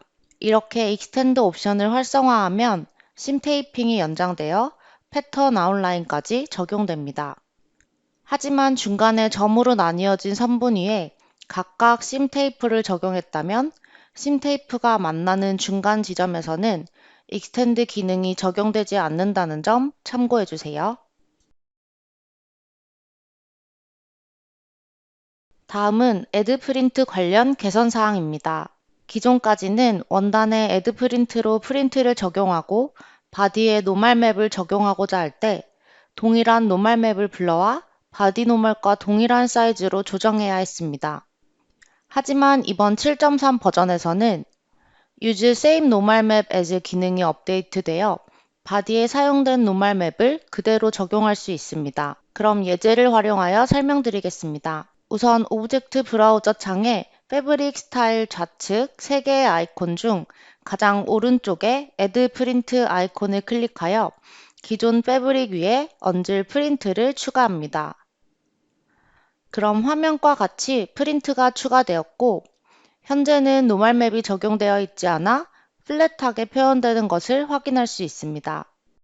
패브릭 스타일 아래의 프린트를 클릭하면 하단 프로퍼티 에디터에 프린트에 해당하는 프로퍼티즈가 나타나고 머테리얼 메뉴 아래에 Use Same Normal Map as Fabric 옵션이 추가된 것을 확인할 수 있습니다. 기본적으로는 비활성화된 상태이고 해당 옵션을 클릭하면 프린트의 노멀 맵은 패브릭과 동일하게 설정되고 프린트의 노멀 맵이 패브릭과 연결되어 노멀 맵 메뉴들과 버튼들이 비활성화됩니다.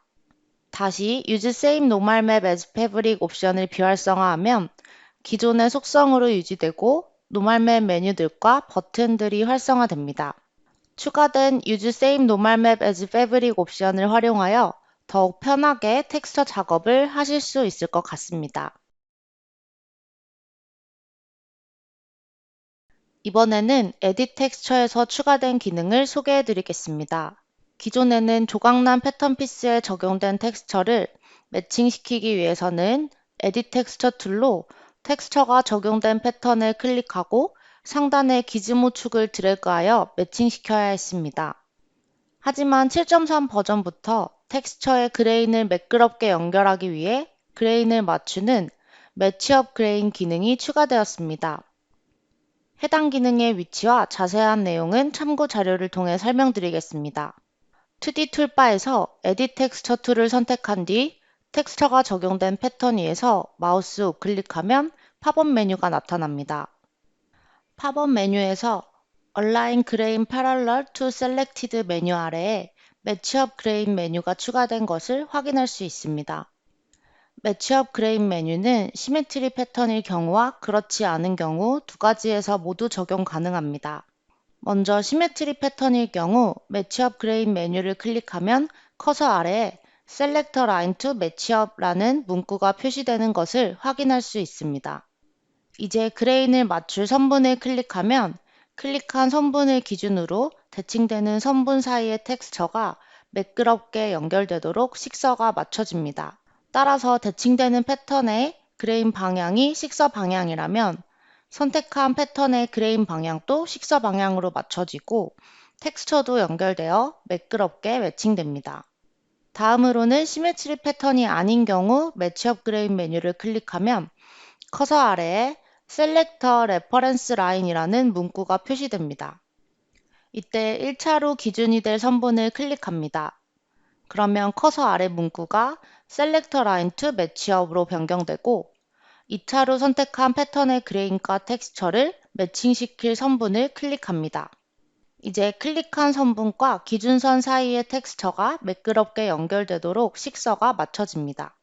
해당 기능을 사용하여 텍스처를 매칭한 뒤 프린트 레이아웃 모드로 이동하여 네스팅하게 되면 매칭시킨 텍스처가 랜덤하게 이동합니다. 해당 부분은 추후 매칭된 텍스처를 유지하면서 네스팅 될 수 있도록 개선될 예정입니다. 7.3 버전에 추가된 매치업 그레인 툴을 활용하여 텍스처의 결과 패턴 사이의 텍스처 매칭을 쉽고 빠르게 적용해 보세요. 마지막으로 모드 에디터 업데이트 및 개선에 대한 내용입니다.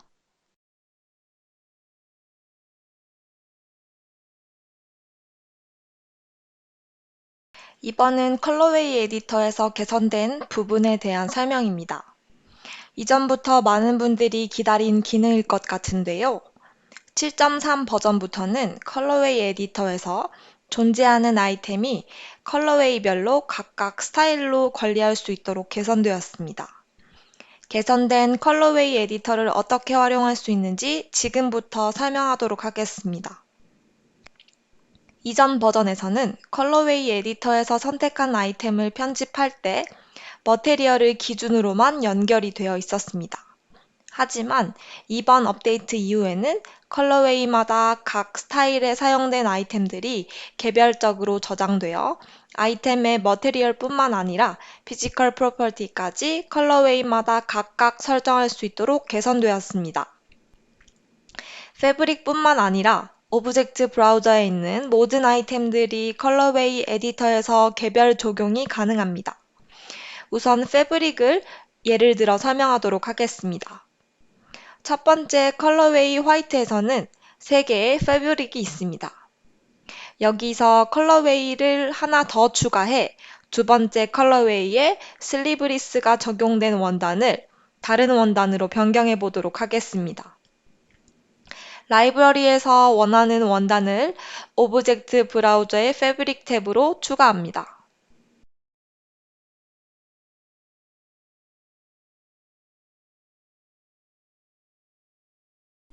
그리고 두 번째 컬러웨이의 첫 번째 원단에 드래그 앤 드롭하여 적용시키면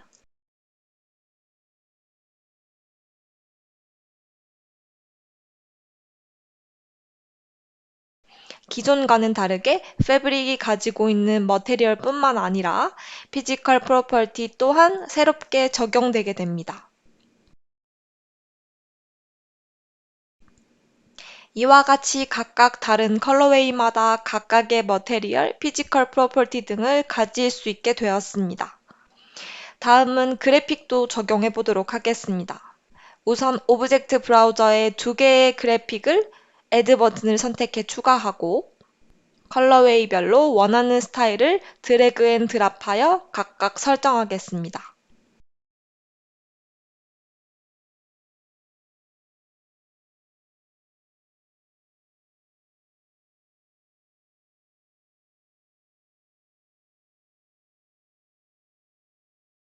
변경된 것과 같이 이전 버전에서는 같은 머테리얼의 텍스처 이미지만 변경할 수 있었지만 현재는 원하는 스타일의 이미지, 사이즈, 머테리얼은 물론 디테일한 설정값도 자유롭게 설정할 수 있도록 개선되었습니다.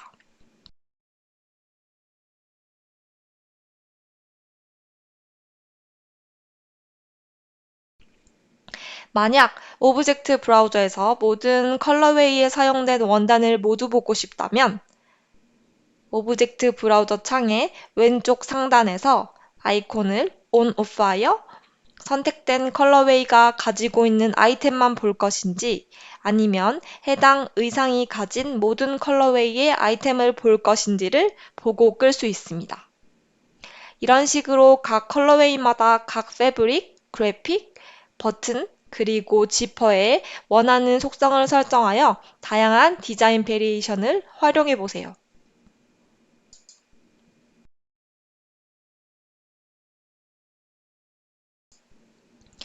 7.3 버전부터는 컬러웨이 정보가 있는 파일을 3D 파일로 익스포트할 때 컬러웨이 에디터에 적용된 컬러웨이 이름에 맞춰 파일명이 익스포트됩니다. 이전 버전에서는 3D 파일로 익스포트하면 컬러웨이 이름이 아닌 숫자로 네이밍되어 익스포트되었습니다. 하지만 이번 버전부터는 컬러웨이 에디터에서 설정된 해당 이름에 맞춰 파일이 저장됩니다. 컬러웨이 에디터에서 컬러웨이 네임을 첫 번째 화이트, 그리고 두 번째 핑크, 세 번째를 그린으로 설정해 보겠습니다.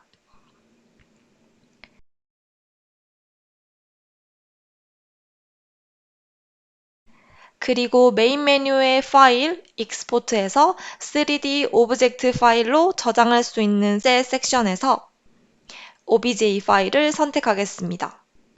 그리고 파일을 저장할 위치를 선택하고 세이브 버튼을 선택합니다. 그리고 여기서 아래 부분의 Save Colorways 옵션을 확인하고 OK 버튼을 선택합니다.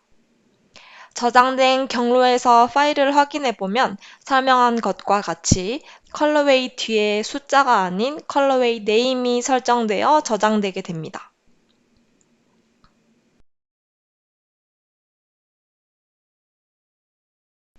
(7.3) 버전부터 제작한 패턴을 UV 에디터 모드에서 최적화된 상태로 자동 배치할 수 있게 되어 텍스처를 익스포트하는 과정이 편리해졌습니다.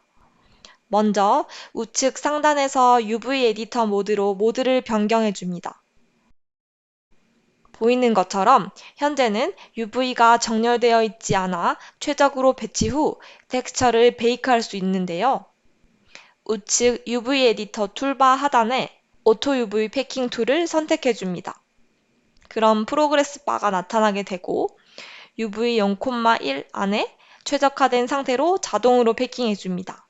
번거로운 작업 없이 툴 사용으로 텍스처 맵들을 간편하게 베이크해 보는데 사용해 보세요. 준비된 신기능 설명회는 여기까지입니다. 여러분들은 클로 7.3 버전을 사용해보니 어떠했는지, 신기능 중에서는 어떤 기능이 가장 마음에 들었는지 매우 궁금한데요. 더보기란을 클릭하여 여러분들의 의견을 설문조사에 남겨주세요. 여러분들의 소중한 의견은 클로의 발전을 위해 활용될 예정입니다. 그럼 클로 7.3 신기능 설명회를 마치도록 하겠습니다. 저희는 다음 버전에서 다시 만나도록 하겠습니다. 긴 시간 동안 함께 시청해주셔서 감사합니다.